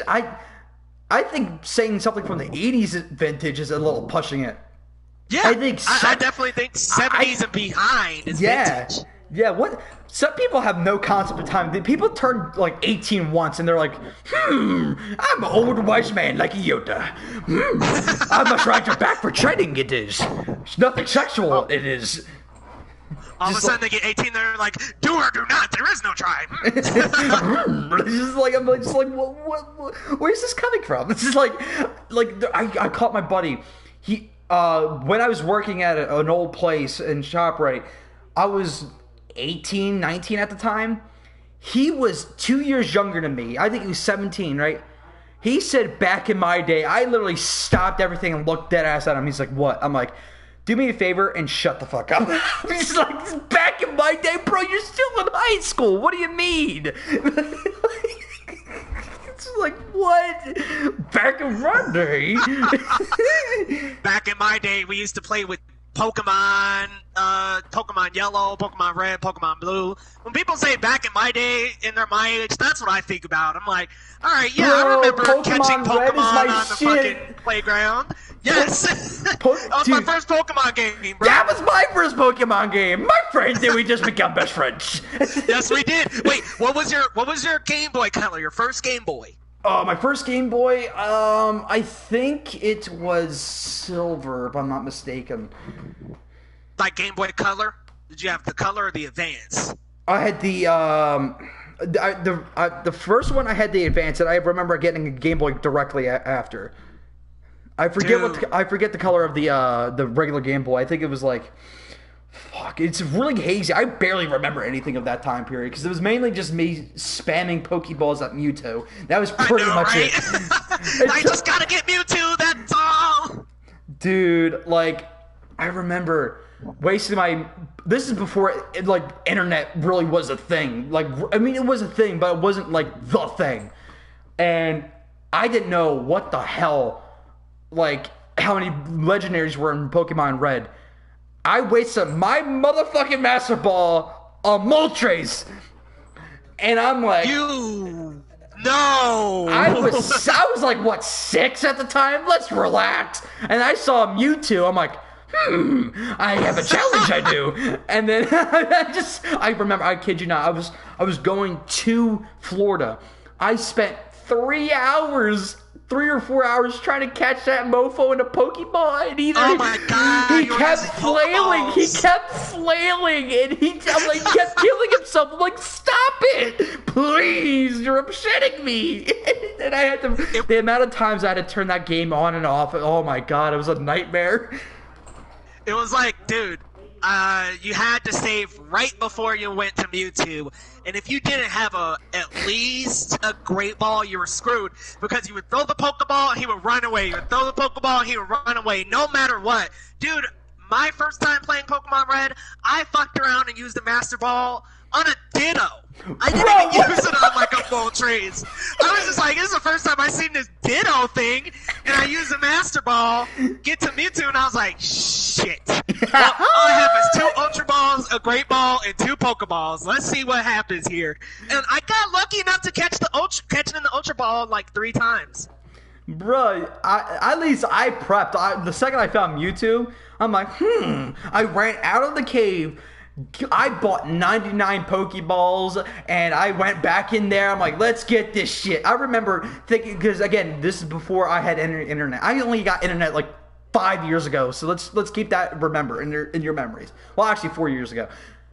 I was gonna do this to torture myself so I could brag to my brother that I'm better than you. That was literally, I spent 4 hours of my life trying to capture Mewtwo in a Pokeball so I could be just like, and that's pretty much it. Oh man, what a simpler time before you I'm not gonna say back in the day, but it was because there's so much time that has and so many things that changed, specifically with the internet. Because now when you think you're good, you have someone who's literally gonna be in your lobby next game who's gonna shit on you. Back then, when you thought you're the best trainer in the world, you couldn't know the guy sitting next to you was better than you. Because you needed a cable to play together. Oh my god. That cable. Talking about the cable, man. That thing was snap on a whim. Dude, I broke that shit twice. I broke that shit twice. That was so unfortunate. Dude, we tried to... The reason we broke that shit is because we kept trading right, and we actually kept feeling the cable and be like, why can't we feel the Pokeball transferring through the cable?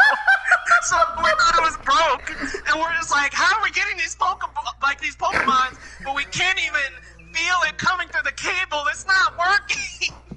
So we ended up breaking the shit because we kept squeezing onto it so hard. Oh we're just like, how come you can't feel the Pokeball coming through that cable, man? And then the fucking cord just literally snapped. And then in my buddy EJ at the time, and his Game Boy, the little connector thing, the actual hardware piece, broke off in his Game Boy. Oh. So he was just constantly connected. That's so fucked. Memories. Oh, I seen Roxanne in the comments said that she was in the Super Nintendo. That was my first system. Yeah, I remember my first system was just a PlayStation 2. I didn't really... I wasn't trusted with games because you see how I rage now. Imagine young me with like ADHD to the max and with no prior like control. I broke a few controllers. Let's say that. I broke a PlayStation times 3. Not kidding. I broke which PlayStation? the OG one. Oh no, Gumps. Dude, I remember before I moved to where I'm living at now. I used to have my old PlayStation 2, the lone survivor, the thing that survived the punishment that I dealt to that thing. It was sitting in my closet, dusting away. I remember I'm like, I'm gonna try to plug this thing again. It would cry when I would plug it in. Oh my god. Probably ran with like a noise or something like you remember when you Dude, it sounded like you turned on a vacuum and it just sounds horrible, like a fucking lawnmower. My 360 at the end of its life, it would come on and it would just ta ta ta ta ta ta ta ta ta, like every time it was on. I was like, well, this shit is just done, bro. Dude. Oh my god. And the reason I smash so much shit is because there's a thing that I would probably never play unless I really knew how to control myself, which to this day I can control myself, but not to a certain extent. We all know how competitive I get, especially you see my streams and my gameplay. I get very competitive. There's a certain game I will not play, mainly because it brings me back to when I was a kid. Racing games. Racing games will set me off more than you've ever seen me on my YouTube channel. So I have banned myself from racing games. I agree. Because of how competitive I get. I remember the last time I played a racing game for a good while was actually Crash Team Racing. And this was recent. This was about like 4 or 5 years ago. Me and my cousin dug it up out of some boxes. And we played Crash Team Racing, and I just got like out of control, man.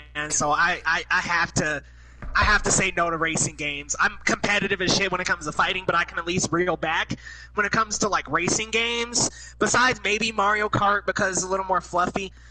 When it comes to racing games, I'm very much like, fuck you, man, I just passed you, eat my fucking dirt. Like, I can't do it, bro. Dude, I cannot do it. I changed completely, and I hate myself. Dude, after it. People think the rage of me, like, getting mad is funny, but I genuinely think I'm pretty scary when I get into racing games, because, again, those 3 PlayStations I went through were all because of a racing game. I'm not kidding. Oh my god, which one? Gran Turismo? That was the second one, I believe. The first one was my first game, ATV Off-Road Fury. That's what came with the game. Oh no! I remember that can cause rage. I remember it was on one of those hills, right? Like one of those hilly things. I hit a bump. I shoot through the air. The guy hits me off to the side, spinning me out facing backwards. I went from first place to last. I remember I stood up and I stomped my PlayStation. Poor buddy. Damn, bro. I'm pissed, huh? I'm telling you, man, because it was the final lap. It was the final lap. And I'm telling you, the amount of controllers I broke. You guys hear me eventually smashing my chair. Thankfully, this thing was actually like $110 and I could take the punishment. But back then, I didn't have a comfy chair. All I had in my hands was a controller. Bah, bah, bah, bah, bah, bah, bah. Poor controllers. My mom's like, I'm not buying you another controller. I'm like, Mom, please. I'm sorry. Oh, you. It was like, if I broke my damn controller like that, my mom would be like, well, that's it. So I just had to run around the neighborhood and like quickly shovel snow or do rake up leaves or something to try to get another controller for myself because it was one and done in my family. You break that damn controller, you're not getting another one. Well, see, I'm the stereotypical white family, so like if I broke something, they're like, "Yeah, that's fair. Pat on your head. It's okay." No, it didn't go like that. At the time, it was really my grandmom raising me because my mom was the one that was going to college a lot, so she was going to school like 50 minutes away from us, and she had night school, so she was always sleeping during the day, and my grandmom would be like, bah!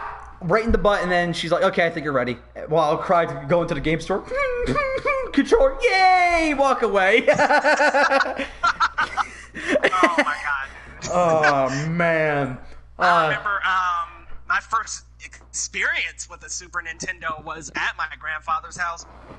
And I accidentally broke the controller, and I just wrapped it up in the cord and like neatly tucked it behind the TV and was like, I hope nobody will ever fucking find out. And they didn't find out for years that I broke that shit. It was like maybe about 5 or 6 years later, they're like, oh, one of the controllers doesn't work.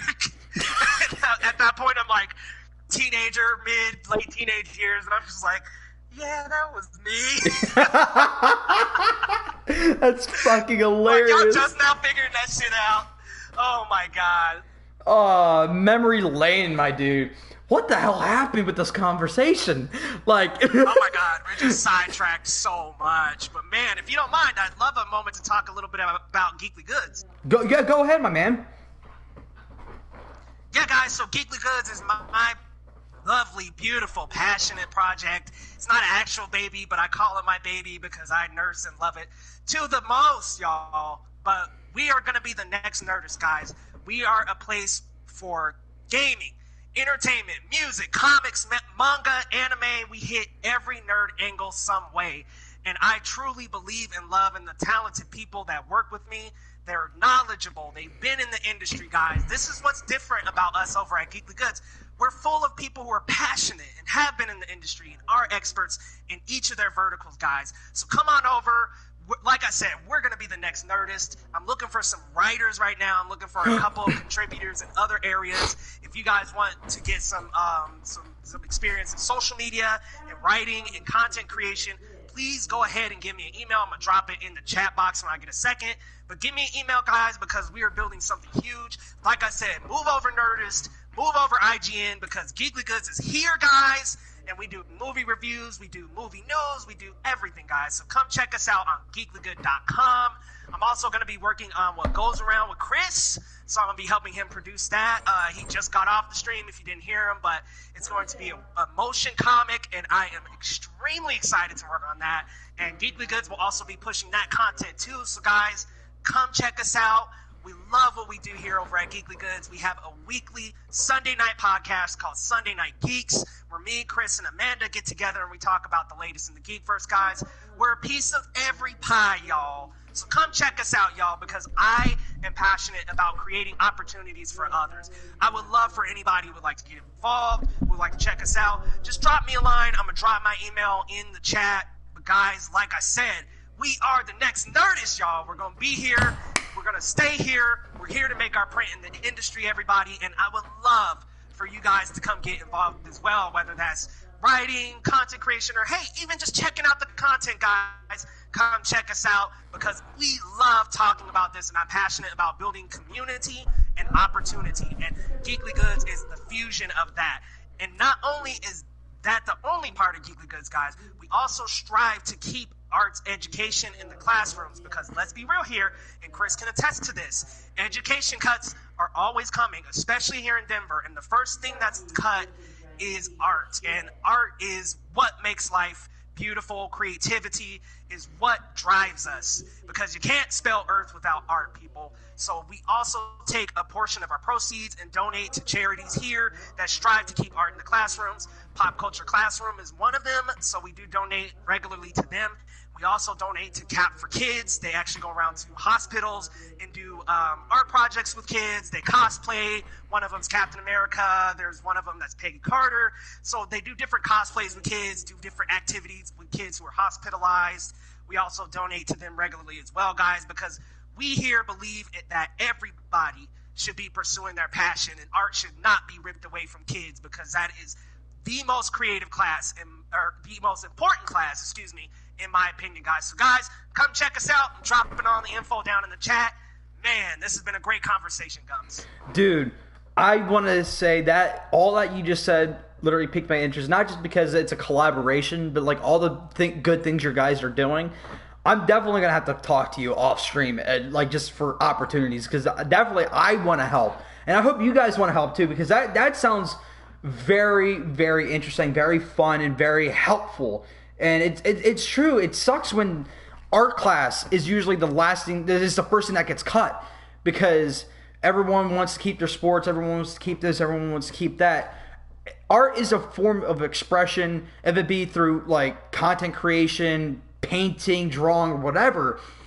Art helps us express ourselves, learn about ourselves, and become the best versions of ourselves. If it wasn't for like art, comic book characters, or anything like that, I wouldn't want to be the best version of myself. The reason why I always struggle to do the good thing and just think this is the easy way, but this is the better way, it's because I grew up with comic book characters, superheroes, saying what's right and what's wrong. And that's what helps me get through the day. That's what helps me become the best version of myself. It sounds cheesy, sounds corny, but it's the truth. I'm sitting there thinking, man, this sucks, but it's the right thing to do. And I learned that all through the content that I consumed as a kid. So definitely go support that. I tell people all the time, I learned a lot from Uncle Ibro. A lot. Fictional characters have a lot to say. And it's not only that character, it's that writer, that creator, that person's passion, imbuing itself onto you, putting their own passion and creativity and their own might and will into you. It's a powerful, very powerful experience, and I never ever discount somebody for getting their knowledge, learning their lessons from fictional characters, because to be honest, a lot of the time the fictional characters have way more smart things to say than even our own president. Like definitely, like I said, I told you I'm gonna like definitely contact you for like hopefully something I can help you guys out with. And yeah, man, dude, I'm so happy for you, dude. That's awesome. Like, you want to get more into details of like what these jobs are for? Like, you say writer, what are you writing? You say content creating, what are they going to be creating for this Geekly Goods? So our writers, I'm kind of trying to get people on their own vertical, like what you're most interested in. So if you like anime, I would love for you to do anime reviews. Like, what kind of anime do you like? Do you like shonen? All right, let's get you on some shonen news or shonen reviews. I would love for you to express exactly what you want to do, and then we'll put you in the right place, because we're just so wide open right now that there are just so many opportunities. When I'm saying content creation, I'm saying you can make some videos for the YouTube channel, you can make a little content for the Facebook if you like. Like, we're just kind of just wide open right now. So, but what I'm mostly looking for is just a set of writers that can cover those verticals, and maybe one or two other people who can upload on YouTube once a week, once every other week, and just kind of help out on the content side. So unfortunately, I'm going to have to step back and be a little bit more of the executive side. So I'm just going to need a little help. Yeah, definitely, man. If, like, again, I'll help you on the content creating side. I'll definitely talk to you off screen for that, so we can get into the show biz. Is there anything else you want to talk about? Because we went from the Snyder cut to the Ayer cut to us smashing our shit up. It's just like, it was, oh man, what a time, dude. What a great time, man. I gotta say, one more thing I wanted to get into. I just started it a couple of days ago. Black Clover, man. Have you watched that anime? No, I've only really watched one anime in my day. Oh man, Black Clover is so good. So it takes place in this like world of magic where basically everybody is born with the ability to use magic except one of the main characters. And it just kind of takes us through the lens of the two biggest characters in the series. One who is naturally born and very naturally talented in magic. The other one who wants to be what's called the Wizard King. Think of like Hokage in Naruto, or just kind of a monarch title. He wants to be the Wizard King, but he can't use magic naturally yet. He uses it more through like physical means. He actually has like a weapon instead of using magical abilities like all the people in the series tend to do. So it follows their journey. It's kind of the same dynamic of I want to say Naruto, but have you seen Naruto at all? I've seen 3 episodes when I was a kid. Like a little bit. Yeah. But like it's essentially, the parallel of the hard worker and the naturally talented going for the same goal. Who's going to get there first? So it's a very interesting story. I'm really excited to get into more episodes. I'm about 4 episodes in right now, and man, I gotta say, it is an amazing anime. I see why there's so much chat about it. It's been going on for years. It's like 120 episodes in, so I got a marathon ahead. Dude, And I want to like kind of like backtrack to what you said before we head out because we still have another 9 minutes. You brought up Iroh, dude. I'm on season 3 right now. I kind of breezed through season 2, but like, my God, dude, Iroh and like seeing him like with the tail of Iroh. Oh my God, dude. Oh my God. Oh my We're talking God. about the episode dedicated to the voice actor. Yeah. Oh my God, that's such a good episode, man. Dude, I kind of choked up.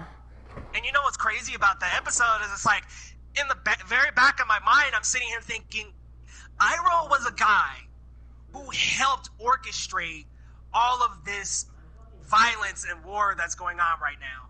And he is now trying to redeem himself and become somebody completely different than what he was. His son dying changed him completely. This is a completely different man than 20 years ago, back when the war was first beginning. And it's just such a peaceful, well-written episode. You know, he even helps an enemy, a guy trying to rob him. Like, he's even giving somebody like yes, I love that episode. It's a beautiful episode. Like, I love how the guy like tries to run up on him and he's like, hold on, your stance is horrible. And he like takes the knife away from him and he's like, here's how you stand when you're trying to mug someone. And I was just like, oh my God, he's teaching him how to mug people and then getting his story and getting to understand him as a human being. And man, that was one of the most beautiful episodes of Avatar.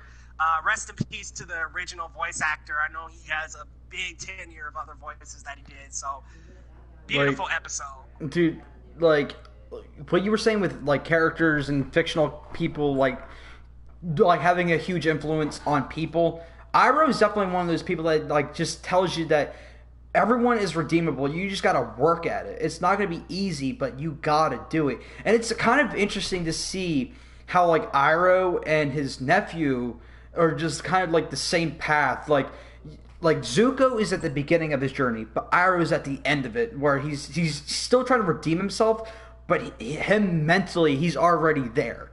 So he's just trying to help his nephew get to that point. And it's really powerful, especially seeing like the kind of like connections between Zuko and Aang, and how like everyone's kind of connected in a very spiritual level, which is kind of the theme of the show when you think about it. Everything is connected. They say like the 4 elements. Everyone looks at the elements as 4 separate things, but you got to look at it as one. And that Iroh says that when he's trying to help his nephew, like kind of like move the lightning blast away from him. And yeah, man, I'm totally changing the subject a little, but it's still on the subject of Avatar. One of my favorite episodes is when Zuko and Aang are both experiencing Avatar Roku's story and Fire Lord Sozin's story at the same time. And Zuko gets to the end of that story, and Iroh reveals to him, your great-grandfather is not only Fire Lord Sozin, but also the Avatar before Aang. And he's saying you have these 2 choices in front of you by blood. It's like you were saying, everything is connected. I would say Zuko is the most connected character out of all of them, because he literally has both paths in his lineage. Yeah, because like making things connected can be very like easy, very cliche, but the way this show has been written, the way its world building is, it's all for Zuko to go from dark to good, because he earlier in that season and earlier in like late season 2, he made the decision to go bad because his entire character is, I want to restore my honor with my father, which in heart he just wants to be happy with his family, knowing that his other side of the family is like the Avatar, and he feels like he's got something to go to now because his whole character is family. And knowing that he's not just this evil guy with only one uncle that's kind of cuckoo for Cocoa Puffs, he sees hope for his character, and you kind of see he's confused. At the part where I'm at, he's confused, he's lost, and he's kind of like in between, because the episode we're talking about, it's like, I think that was like literally 2 episodes prior to what I just watched. So it's very fascinating. It's such a mature way to write. They don't treat the viewers as kids. They treat them as people. And it kind of teaches kids to be more mature, even though there's like moments of immaturity where like Aang like literally loses his temper because Appa is like Appa is kidnapped. Yeah, that was crazy. The only time you see Aang get mad. Yeah, like genuinely mad. He's fucking destroying shit, and he's not even interested. Yeah. And you got to think about it. It's like, all right, that's a 12-year-old kid who just lost like a dog. Like you gotta, it's like, damn, that would suck. Yeah, and seeing what Appa went through, you're just sitting there like, my God. Oh my God. Yeah, he got an episode. I mean, it's like, damn, even Appa gets an episode that is just like tear-jerking. Yeah, like when he's sitting there being tortured with fire in the circus, I'm like, man. Like normally with most shows, this would not work. Imagine having an episode dedicated to your pet. But yet we understand Appa as a character in a very weird way. We understand what he is. He just wants to protect Aang. There's a loving bond to them. Yep. And we see character growth with a fucking bison. like what? Like this series is so good at writing characters that we don't even need language to be able to understand and love these characters. Momo, Appa, two characters that don't speak a lick of English tongue except in Aang's dream. We understand incredibly well through their emotions, through their grumbles, through the lens of their characters. It's amazing. It's beautiful. Okay, man. Any final words before we head off and get to the final guest of tonight?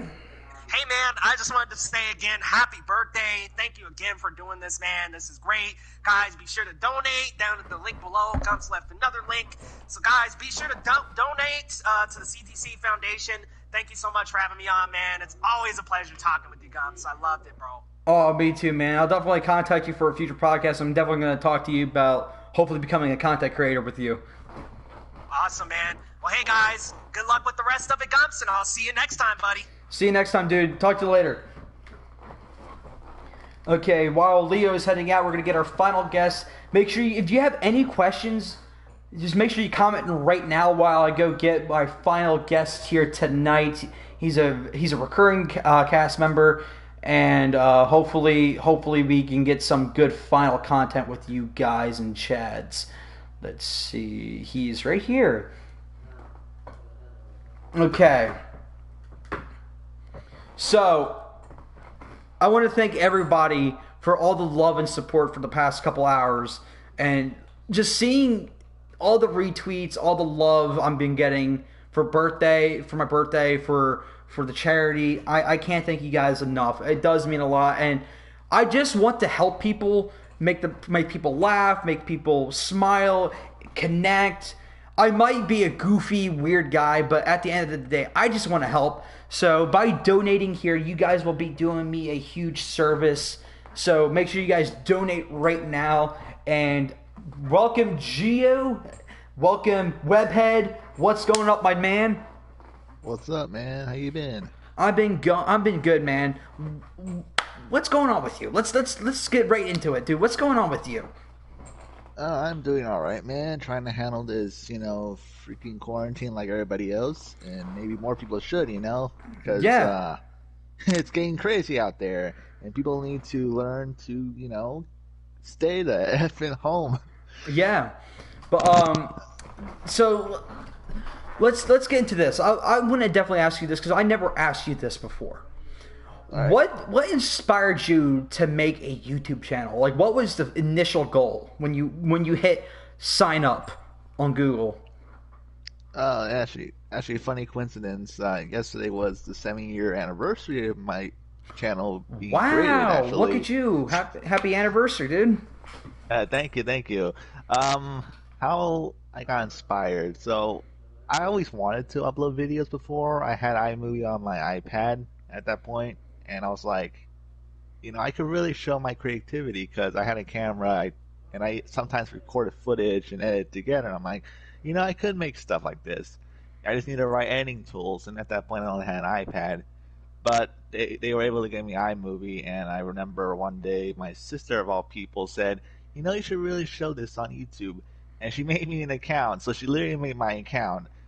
And I'm like, holy shit, and I was at first nervous because obviously I don't know what people were going to expect, and it took time because when you're new to making a channel, you're like, have to wait until people notice it and stuff. So it took time, And after a few shout outs here and there for some people who I met, I was able to be noticed, and it took 7 years, but where I am now, and I'm glad I'm doing the channel and stuff. Okay, so I definitely want to ask you this.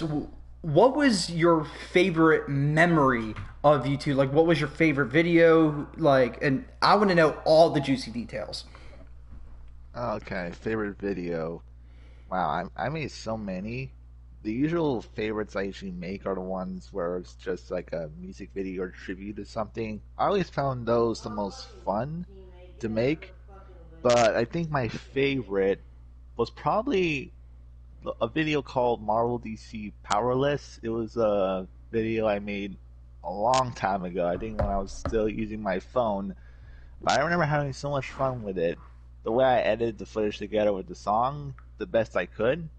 But in terms of recent years, though, I think my new favorite probably might have to be my Spider-Man I'm Alive video based on the song from the PS4 game because, for one, that video made like a lot of views. I was so surprised, but I had a good time making it because it fit the character so well, and I just had a good time making it.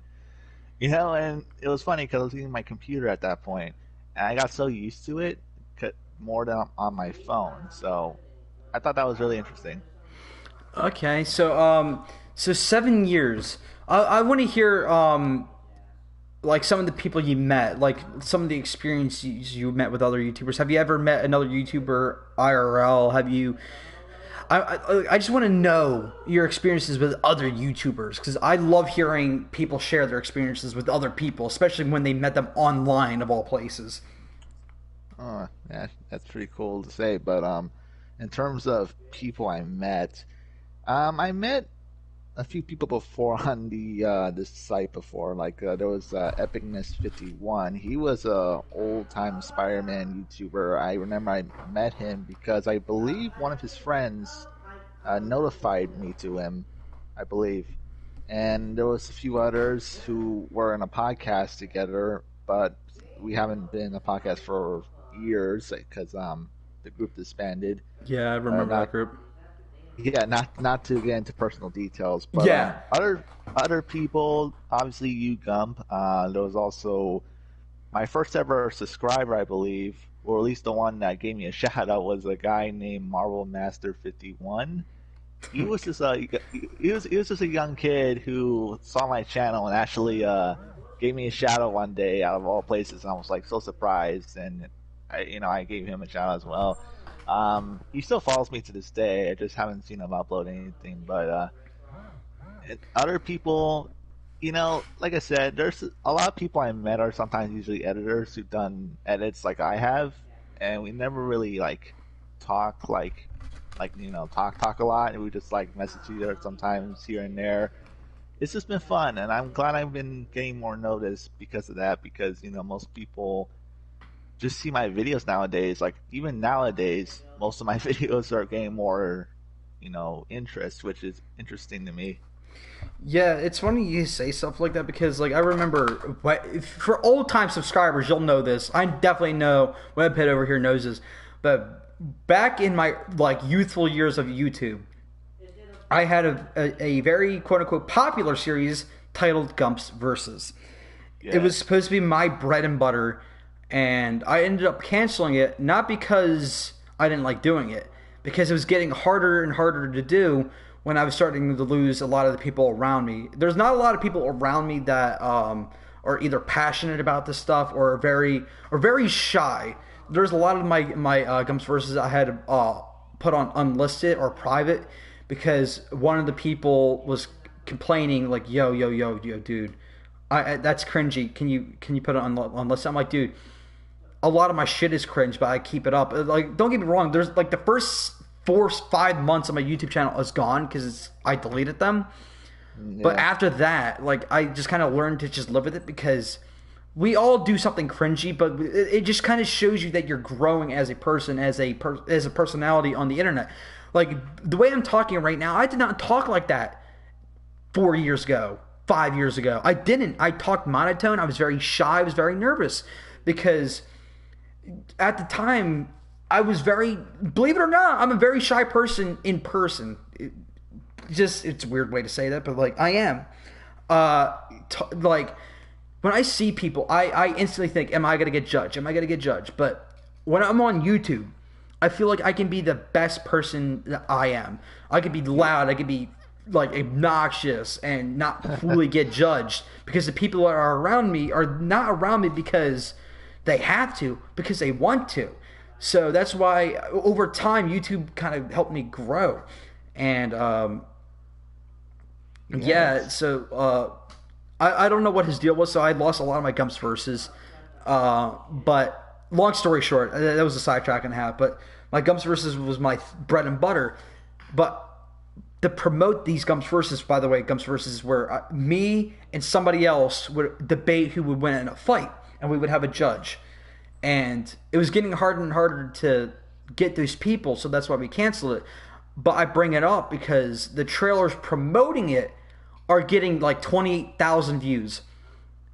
And I ended up snapping on one kid because my Jason versus Predator trailer, my first one, is the one that's got like the 29,000 views or plus. I think it's in the 30s now. Mm-hmm. But that thing's been out for 4 fucking years, and this guy had the balls with 100 comments, not exaggeration, 100 comments, at least half of them were like fake. This guy's like, fake, god dang it. I'm like, and I just snapped because I saw a comment, I got excited, and I saw it was for that. I'm like, listen here, you little shit. No shit, it's fake. You got this, you got that, you got this. Oh, do you feel smarter for saying that it's fake? Do you feel big brain now? So shut the fuck up. We get it, it's fake. Watch something else. And he's like, you're a bully, you're a meanie. I'm like, well, 4 years of listening to the same thing, I think you would snap too.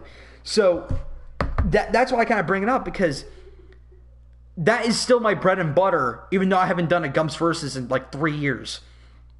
And I understand, man. That is a very tough thing to do. You know, we have to deal with trolls like that. Sometimes it's annoying because usually these kind of people are just kids who really just have nothing better to do, really, to just troll people for doing something they like. And obviously, it's a fan-made trailer. Of course, you know, people are going to judge that, but that's their opinions, and I usually don't tend to like get involved with negative stuff. Like, if I got a dislike, I won't get mad for that, because at least they saw it, they got their opinions, and, you know, it shows they could do more better, you know? Yeah. And there are certain aspects of my channel that I usually don't do anymore, like reactions. Sometimes reactions are usually the ones I have the least fun out of all the things I've done. And top 10s can be hard because you have to like make a legit good list. And yeah, I was like you as well. Like 7 years ago, I was like a very shy kid who just wanted to express my opinions on stuff I like. That was why I joined as well. I joined this site to express myself more, because I'm a shy person in real life. When you meet me, I probably would just be kind of shy at first, but then when you warm up to me, I feel more comfortable and I just be myself. But YouTube's kind of like the place where I be myself. It's kind of like the duality of Spider-Man or Peter Parker, you know, in real life is me, but I'm like Spider-Man in YouTube. Like, I have a different persona. You know what I mean? Yeah, definitely. And we got a comment from Lee. He says, I agree, man. Reactions are easy, but I like more valuable content. Like, what's crazy is because a lot of people were telling me, if you want to get out there, do a reaction. But I was sitting thinking to myself, I want to do something unique. I want to do something fun with the reactions. And they were a hit for a little bit. But then it's common knowledge now that my computer literally fried, because the amount of pressure I put on that CPU or RAM, whatever the fucking techno term is, it fried. It won't work. I actually tried to turn it on. I see it from where I'm sitting right now. I try to turn that thing on. It literally cries out bloody murder. I wish I was kidding. And it's dead. And I went to Best Buy. They're like, yo, dude, listen, we don't recommend you using a laptop. It's a good fix for like a year or two, but you're going to kill it faster than you can repair them or buy them back. So, because that laptop was $1,000, lasted me 2 years. I want to get more out of my stuff. So, I'm trying to save it for like a legit computer so I can actually edit. So for those who don't know my old reaction style, it was like I would get the trailer and then I would cut to like like a scripted line I would do. And I was doing a lot of fun things with it. And the second I get a computer again, I'm going to do those things again because they're unique. At least to me, they're unique. And people see reaction. People like to see the reaction.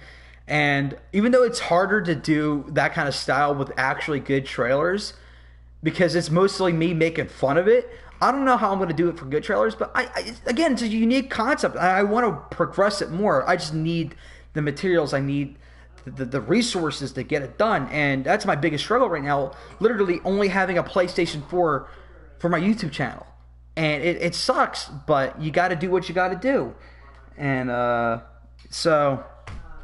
not much else to say. And so yeah, I kind of did think about going back a little bit, think about bringing back Gumps Versus now that I have so much more people I can interact with, because back 3 years ago I had literally I only had Webhead here and maybe one other YouTube channel that were actually close friends, and a lot of them don't make content anymore. One of them, I think, died because I tried contacting him a handful of times. He never gets back to me. He doesn't even put it on read. So I don't know what happened to him. He just vanished. The other guy just kind of just chills out. Doesn't do much anymore. But I feel like now more than ever is a possible time to have a Gumps Versus. I'm going to put it on Twitter if you guys want a Gumps Versus. But I need a legit judge. And a legit judge, and the person who would go against me would, have fun with it. Just it could be anybody. Like on these podcasts, I literally can have anybody, which I think is fantastic. That it's not just one person. I can have Paul from the Jordy Nerd. I can have Webhead here. I can have Chris. I can have Leo. So many cool different stories I can just hear. I think that's fucking awesome. I can just sit here and listen, and people who are watching this are listening. I think that's freaking awesome. So if you guys want to support that idea, bringing Gumps Versus back, I'll do it. I'll bring it back. I just won't be able to do the trailer promotions, which to me is kind of the fun of it. But whatever. I think it will be fun. I need enough support behind it. I can't have 3 people voting yes and 1 person voting no. I'm like, okay, back to Gumps Versus. I need support on it because it does surprisingly take work. At least it did. Hopefully it doesn't take as much work now. Sidetracking aside, back to Webhead. Sorry for that huge weird tangent. Cool. So you were talking about your YouTube channel and how you kind of were interacting with these people. What have you been doing recently? Because I don't think you really upload as much anymore. What are you doing with your channel now?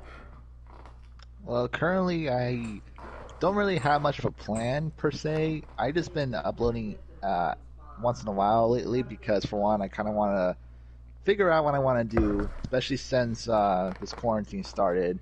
I've been busy with school. I finished my semester, so I do have more time to think about what I want to do. I've been thinking about doing a podcast like you know what I mean? Yeah. To talk about news and stuff, because back in the day I used to make random videos talking about a lot of news, like anything really short, and it got repetitive, and I got tired of actually just doing that because, for one, some of these things are just rumors and they never really are relevant at all. So I basically just deleted most of my old news videos. I kept some because, like you said earlier, it's good to keep some of the old stuff to show how much I've grown and what you've grown.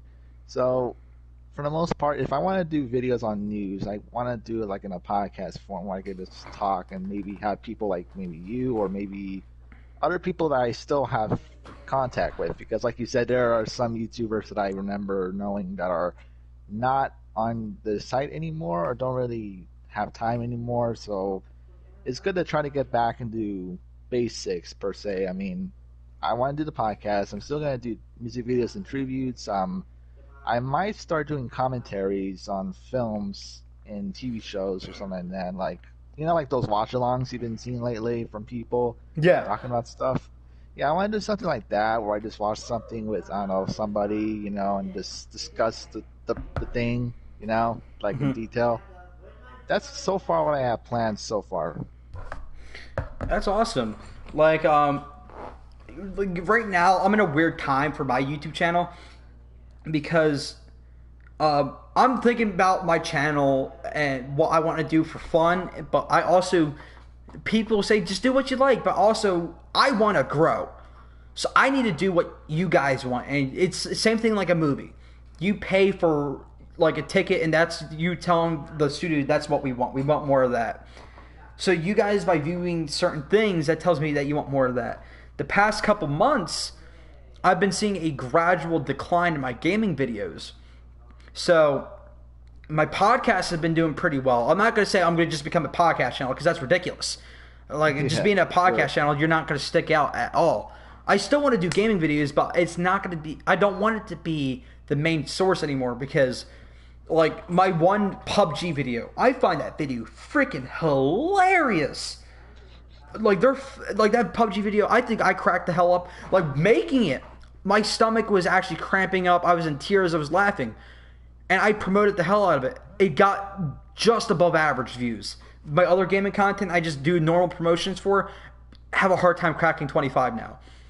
And I've been at that same view ratio for years.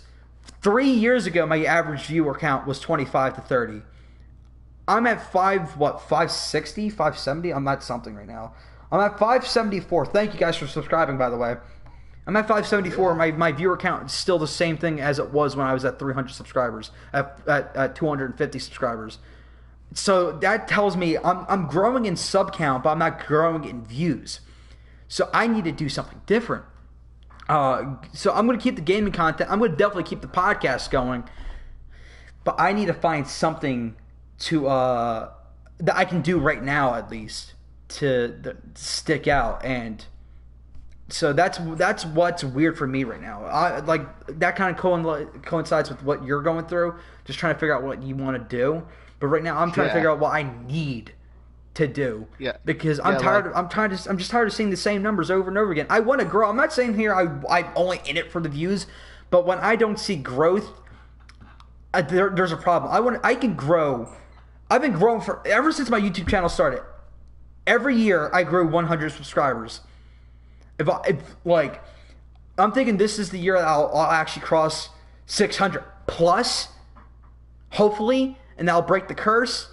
But every year I only grow 100 subscribers. I'm trying to beat that. I'm trying to beat these goals I have in my mind, and it's just not working. I'm not getting the exposure. I don't know if it's me, but I'm just that obnoxious, and only a handful of people will like me. I just need to know what I can do to grow. I'm not in it just for the views. But if you're doing it just for the audience you're doing, I wish I could just grow it a little better. It sounds selfish, but why do something if you can't be better at it? You know what I mean? Yeah, because I know for a fact that back in the day in my videos, I used to cuss a lot, for things that I don't like. Nowadays, I kind of mellowed down because my dad, I think, told me that if I want to be popular or big, you have to be more of a nice host. You know what I mean? Like mellow down, tone down the cursing, and say your opinions, but don't try to be like ranting all the time. So as you notice, but as you notice by the past few years, you see me more just saying my opinion, not ranting too much, and kind of mellow down.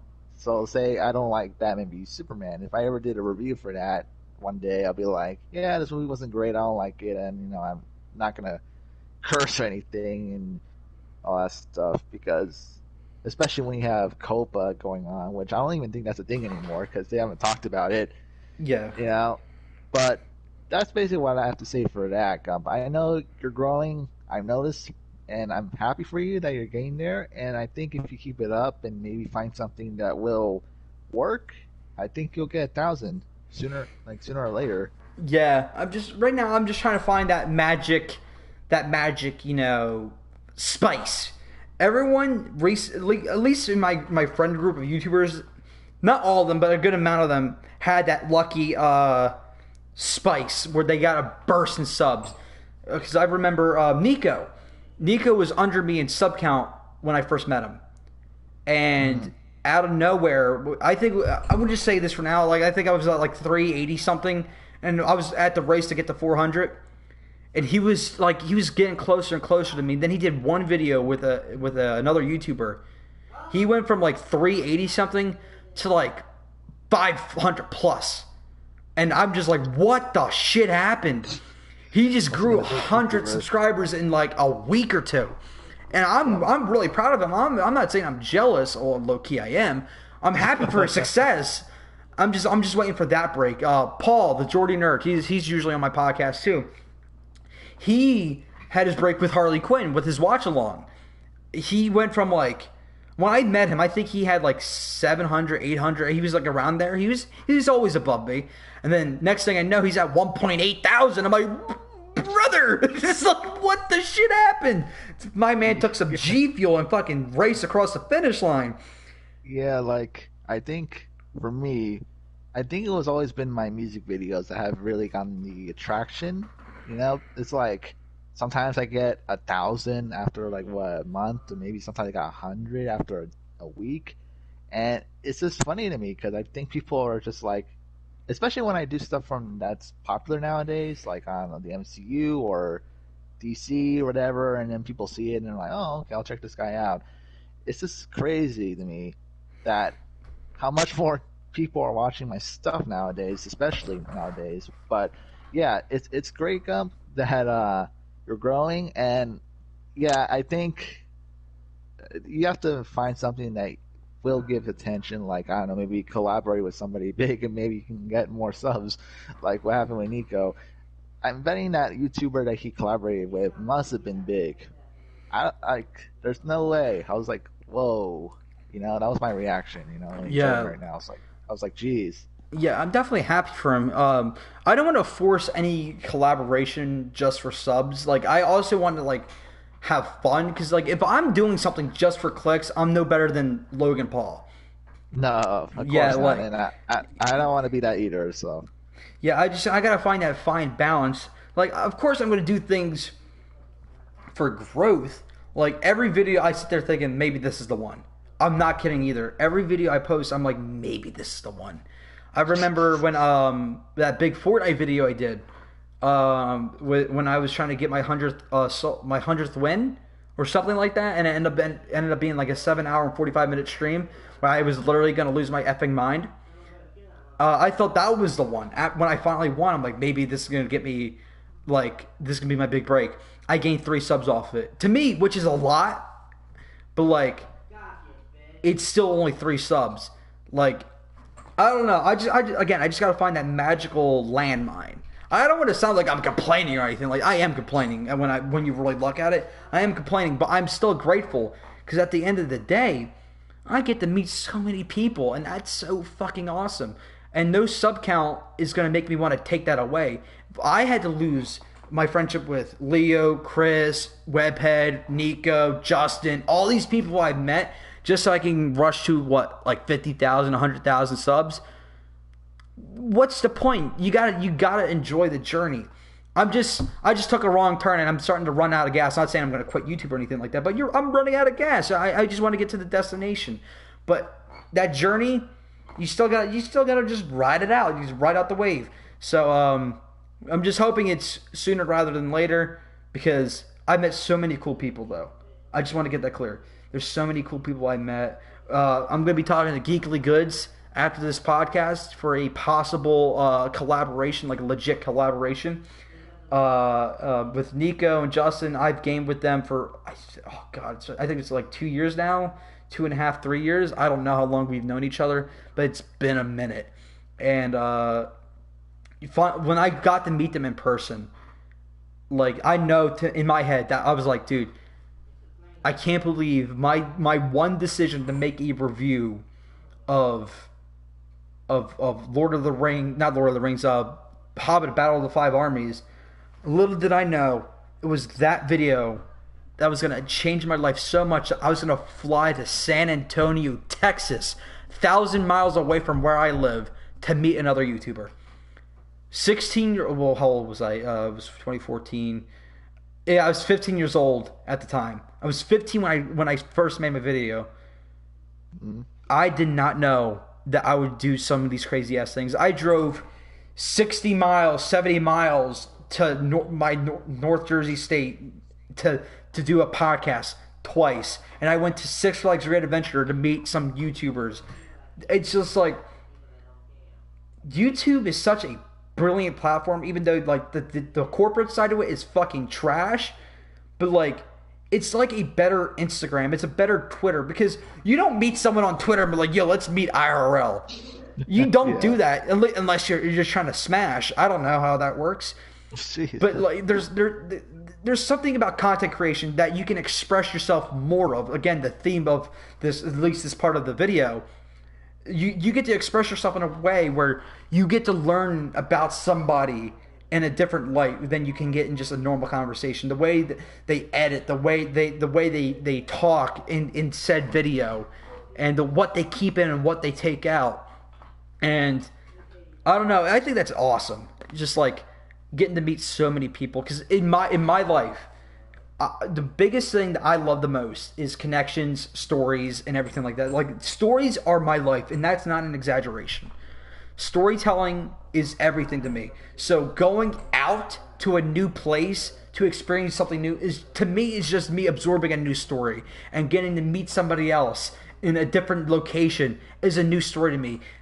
Talking to you, Webhead, talking to Chris and Leo, just experiencing all this information. It's just, to me, Chris said it best. It's like an unnatural high. It's a natural high, not unnatural high. That would be bad. But like, that's what I love most, and that's why I would never quit YouTube. Like, there would be probably a time in the future I would have to take a break, like, because I've been doing it for so long with literally no break. Like, there was some dark times in my life where I'm like, dude, I know what's going to cheer me up, a YouTube video. So there will be times where like I don't upload in a week, but just in that week frame, I'm always thinking about what my next video is going to be. So there will be a time I have to take a break. How long that break would be, I don't know. But just know, at the end of the day, I'm not going anywhere. I'm not going to quit this platform. I love this too much. I love the connections. I love everyone I've met. And that goes for you too, Webhead. You were my first collaboration. You were always going to be in my memory, dude. What was it, the first or second crossover we reviewed together? It was the, well, I won't, it's not the official crossover. It's the one with the Firestorm and Green Arrow showed up fighting Reverse Flash. I think it was that episode. That was the first one, and then our next collaboration was a crossover, right? Yeah, the second crossover with Van Savage was the first full crossover we had. Okay, so I could have sworn we reviewed the fight between Flash and Arrow together. I thought we reviewed that. Did we do that one? I don't think we did. No, because that was before before Arrow fighting Reverse Flash with Firestorm. Yeah, that was the one. That was the one. Okay, but yeah, man, there's just so much to YouTube, and a lot of people talk shit to it about it and everything. People like look at the bigger stars of YouTube, but like I feel like the gold mine to YouTube is not the big stars. It's like the little guys. It's the little guys that carry this platform. You have like your PewDiePie. I don't hate PewDiePie. He's actually one of the few big YouTubers I actually like. I don't love him, but like I can watch him, because most of the big YouTubers, you can tell they lost the foresight of what this platform should be. And now it's just a job. I get it. Once you're that big, you have to go full time with the content creation to keep up with the demand. But you also lose that foresight of like what makes this platform so special. And I agree. like I don't see PewDiePie doing a lot of collaborations. I don't see a lot of collaborations with like certain YouTubers that are super big. That I'm not gonna just name them all, because I hardly watch any of them. With us little guys, there's a lot to YouTube. We want to be big. There's a dream, that aspiration to be popular, but there's also more to it. It's just like, hey, let's have a laugh and put it on YouTube, see how many laughs we can get. And usually that's what a lot of YouTube channels start off with. A lot of gaming videos are like that. Like, it's just literally a series of game sequences that happen, but the guys who are playing the game were just joking around, and they share it and they get popular. So I feel like gaming videos who are popular, who are solely gaming, usually don't lose his foresight on it. Like that's why like big group videos, like I'm not sure if you know them, like Big Jiggly Panda, Wildcat, and all them. It's kind of funny. I actually have never watched them. Yeah, but like long story short, and I'll keep it short. But like those guys, there's like 15, 20 plus members in that group, and they hardly make a video without each other. But they still do their solo content. But it's all about the collaboration. It's all about the fun. It's all about the experiences. Blah blah blah blah blah.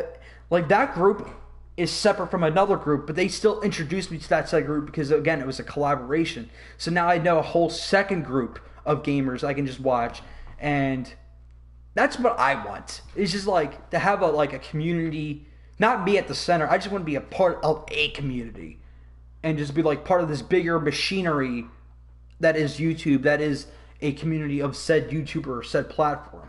So I don't know, man. I don't know where to go from here, man. I honestly don't know. Well, I was going to reply to a lot of stuff you said about how, YouTube is just something fun for people. And yeah, I agree, because in a way, we're kind of like the underdogs. We're like the people who are trying to be as great as, those big YouTubers, but not try to be like them, like their egos and all that stuff, and how they think YouTube's not really much than just get money. YouTube's supposed to be a place for people to express themselves, be creative, show their talents, and even sometimes their talents could make them go big and make projects that eventually go to filmmaking or TV shows. I've seen people who are starting to make animation now in YouTube than just in Hollywood in general, which I found amazing. And collaborations are always great because, for one, you have fun. Second, it helps you out, but the important thing is that you have fun. And that's why I used to love collaborating so much back in the day, because I get to talk to people who like the same stuff like me. We have fun, and it's just fantastic. And I was also at a point where I wanted a break. I did have a break for like a year. There were some people who were asking where I was. I just told them, well, I just haven't been feeling, going back for a bit, because I kind of ran out of steam. Plus some personal stuff, which I won't get into, but it was just more or less lost motivation. But when I got back, I came back full strong. It's because I had these ideas in my head for a year. I just never got to edit or anything or done anything with those videos until I got back. And a lot of my videos were just really just those ideas I had in my head during my break. But like I said, YouTube is really just a fun place to be, to express yourself. That's really what I gotta say about that. Okay, let's get out of the YouTube topic, because I feel like we did talk about everything we can about YouTube. Yeah, let's talk about some superhero stuff. Did you see the DC's Justice League Dark Apocalypse War, which is a fucking mouthful? Did you see that? Yeah, I did. I was the one that told you about it.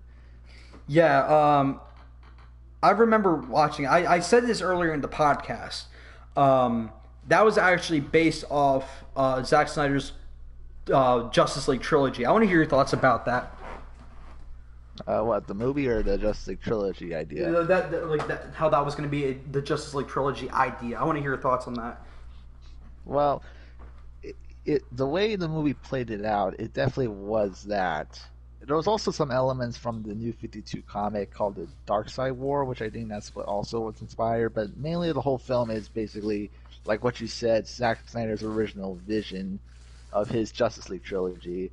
Because Zack Snyder said that if he had done his vision, he would have done a sequel where the Justice League found out about Darkseid, they were going to go after him, and then they lost. And then the third film was literally going to be that nightmare scene from BVS where it's the apocalypse, Batman is out there fighting parademons and all that stuff, and that's basically what the Flash scene in that movie was meant to represent. Him telling Bruce to save Lois Lane because to save Superman. But yeah, it's crazy how an anime film has done what the DCEU would have done if Zack Snyder hadn't left the project. It's crazy because the film itself is crazy as fuck. Yeah. Like there they were not holding back any punches. There was like a lot of deaths, a lot of very dark scenes. It's like if Avengers Endgame was more darker and had like, Blood. a lot of crazy shit and blood, and blood. Which is funny because I think they said that there was like an original scene from Endgame where Thanos actually killed a version of Captain America and had his head, which would have been so dark for everybody in the theaters if they put it there. Yeah. One thing I wanted to say was, I said this with Leo, but I want to kind of reiterate. It was a little soon to have something like that, because you're having like a Justice League event where like these guys are just meeting, right? Like they never experienced each other, and you're already using Darkseid, and you're already going to have them lose, and then you're already going to have all this other shit. That seems like it's years down the line. There's so many, like, more... I'm not saying you have to do the Marvel way where you build up these major events, but build-up does pay off. You don't have to wait 10, 13 plus years to do something like that. You don't. But you're blowing your load on your first shot. Like Justice League. Set up Darkseid, and then the next movie Darkseid actually beats them, and then the next one it's gonna be like let's wait a minute, let's learn about these characters before we see them lose, because beforehand there was no Aquaman, beforehand there was no Flash movie, beforehand there was no Cyborg movie. I'm not saying you need these movies, but the way these characters interacted, there was not a lot of character development, especially in the regular Justice League cut. Like you see Flash, and you see he's a goofball, but that was so two-dimensional. Cyborg, he looked awful. I can see why they didn't use a lot of him. They should have used some practical, not make him full CG, but whatever. That's one of those few times I'm like, practical, then CG, for the love of God, please. Doom Patrol did it way better. Whew, rough. Anyway, beside the point. But like, we barely got to see a Batman and Superman chemistry building. Just Batman felt guilty that he basically killed Superman out of nowhere. He's like, I killed him. My fault. We have the same mother name. Martha. And just, I don't know. Like, I wanted to see more of that. Like, what makes Justice League so special? Better, in my opinion, better than the Avengers. At least, in my opinion, we got to see how these characters interacted in so many different mediums. Like, I know how Hal Jordan's going to interact with Flash. I know how Barry Allen is going to interact with Cyborg. Like, I know how these characters interact because we've seen them in so many different iterations. And we're going to see them together for the first time on live action. And they're not only not acting like themselves, they're acting like the two-dimensional versions of themselves with shitty dialogue. And that disappointed me. That did disappoint me. Like Justice League to me is an icon. It's so much, again, my opinion, better than the Avengers. Not saying the movie, but like the character building. And because it's so much more space. Like, I'm a sucker for space stuff. Half these characters are space characters, and I think that's fucking cool. And they ruined it. I don't know. I'm going to the rant where like Warner Brothers effed up a gold mine. It's like look, there's a gold mine over there, right? And they end up digging out the coal. Bruh. It's just like... Well, the thing about this the Snyder Cut is because, as you noticed, apparently Zack Snyder wanted this to be like a 3-hour movie. Yeah. And he only did about 80% of his vision. After his family tragedy, Josh Whedon had done the last 20%, but then he also kind of rewrote the film a bit, which is why we got the film we got now. It's like the tones have shifted, and that's why everybody acts differently than, I guess, what Snyder wanted. Like, he said that there was going to be more Flash stuff, more Aquaman stuff, more Cyborg stuff to get to know him better, and we would have got some more storylines with Batman and stuff, and even Steppenwolf. Fucking Steppenwolf, because apparently, you know the whole thing with Mother, right? The way you're saying Mother. Apparently, he has a mother that's trapped inside the mother boxes and was trying to get her out to stop Darkseid. they were going to team up to take down Darkseid and all that stuff. I was That sounds thinking to myself in the I don't like that, to be honest. yeah, You can like it, that's but one of the few. No, that's actually one of the few I don't like, but whatever. But it's weird that because apparently Darkseid exiled him to Earth, and that's why he's trying to get the mother boxes or whatever, the shit like that, to get back at him or something like that.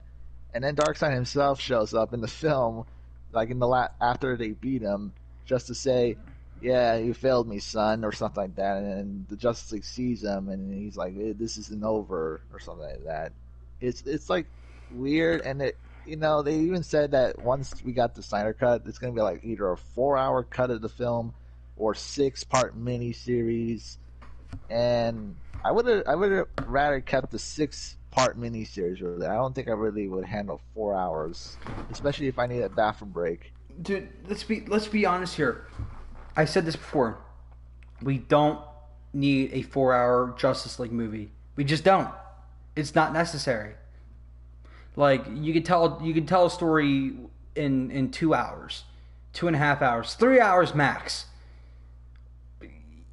You're telling a story in 4 hours. That tells you that you're not ready for that kind of story. You either need more build up or you need to trim a lot of the subplot. I don't get why you need 4 hours. Everyone's like, what? 4 hours, more content. I'm like, no. That's not how you tell a movie. It's not. You're not pulling a fucking what's his face, Quentin Tarantino, breaking the rules of the script and shit like that. That's not how that works. Quentin Tarantino knows to keep it within like an hour and a half to 3 hours. I don't even think Quentin Tarantino's past 2 hours 45 minutes, at least to my knowledge, off the top of my head. A lot of his movies are like 2 hours and 20 minutes.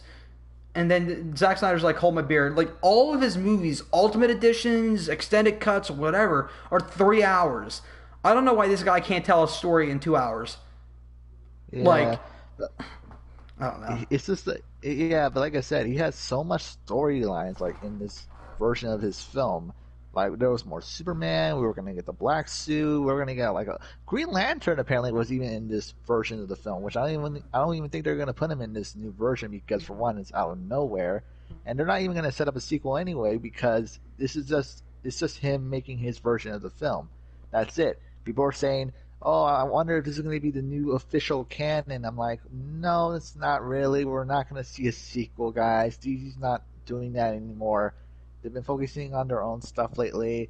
Don't expect a sequel. Really, don't. Yeah. People are even saying that they want Ben Affleck back now because there's been some things going on with Robert Pattinson's Batman, like him not exercising for the role.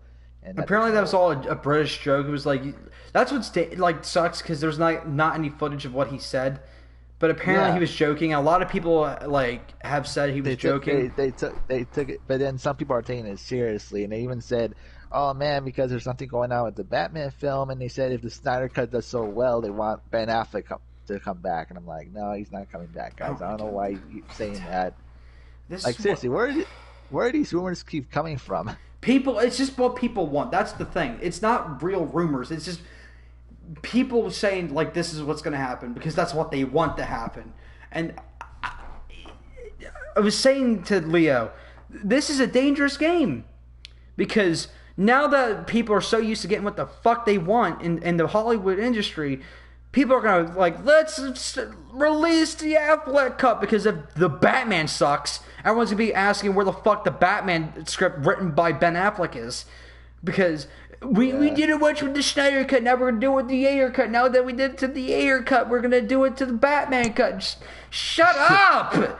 I know, it sucks. Now I'm getting mad because people will just whine, bitch, and complain, thinking that because they read a comic book once or twice in their life that they can tell a story. That's not how it works. You can read all the comic books in the world, and you look at Sucker Punch. That is literally a comic book movie. That's what it looks like, at least. That movie sucked. That was a trash can of a movie. All the cool shit was a fucking dream sequence.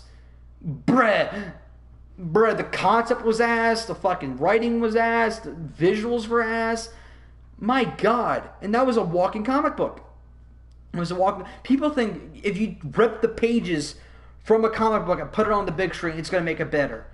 That's what happened to The Killing Joke. That was a rated R Joker animated movie. Right from the comic. The only thing they added was like extra 30 minutes of like Batgirl origin and bat sex. I didn't see it, but I've heard enough about it. I'm like, that's weird. I don't like that. But that's proof that making something directly from the comic book doesn't work. They're like, oh, it's only the extra 30 minutes. No. That's no. I don't know what. Just because you read something doesn't make it the right thing to do, because each medium has their specialty. When it comes to comic books, there's a lot of like more just let's draw it out. Like when it comes to movies, you need more action, you need more visual style, you need this, you need that. It just frustrates me because I study film. I'm not a professional at it, nowhere near. But I have more knowledge in film than most people do. When I say most people, I'm talking about the general going audience. And those people who read a Batman comic once or twice are going to try to tell me how to write a Batman movie? Shut up. Get out of here. Get out of here. I don't care if that's what happened to issue 37. I don't care. Shut up. Fuck out of here. You don't know how to make a movie. So just stop. There's my tangent. There's my rant. I understand. Yeah, I was just gonna say real quick that people need to understand that not everything. You cut out.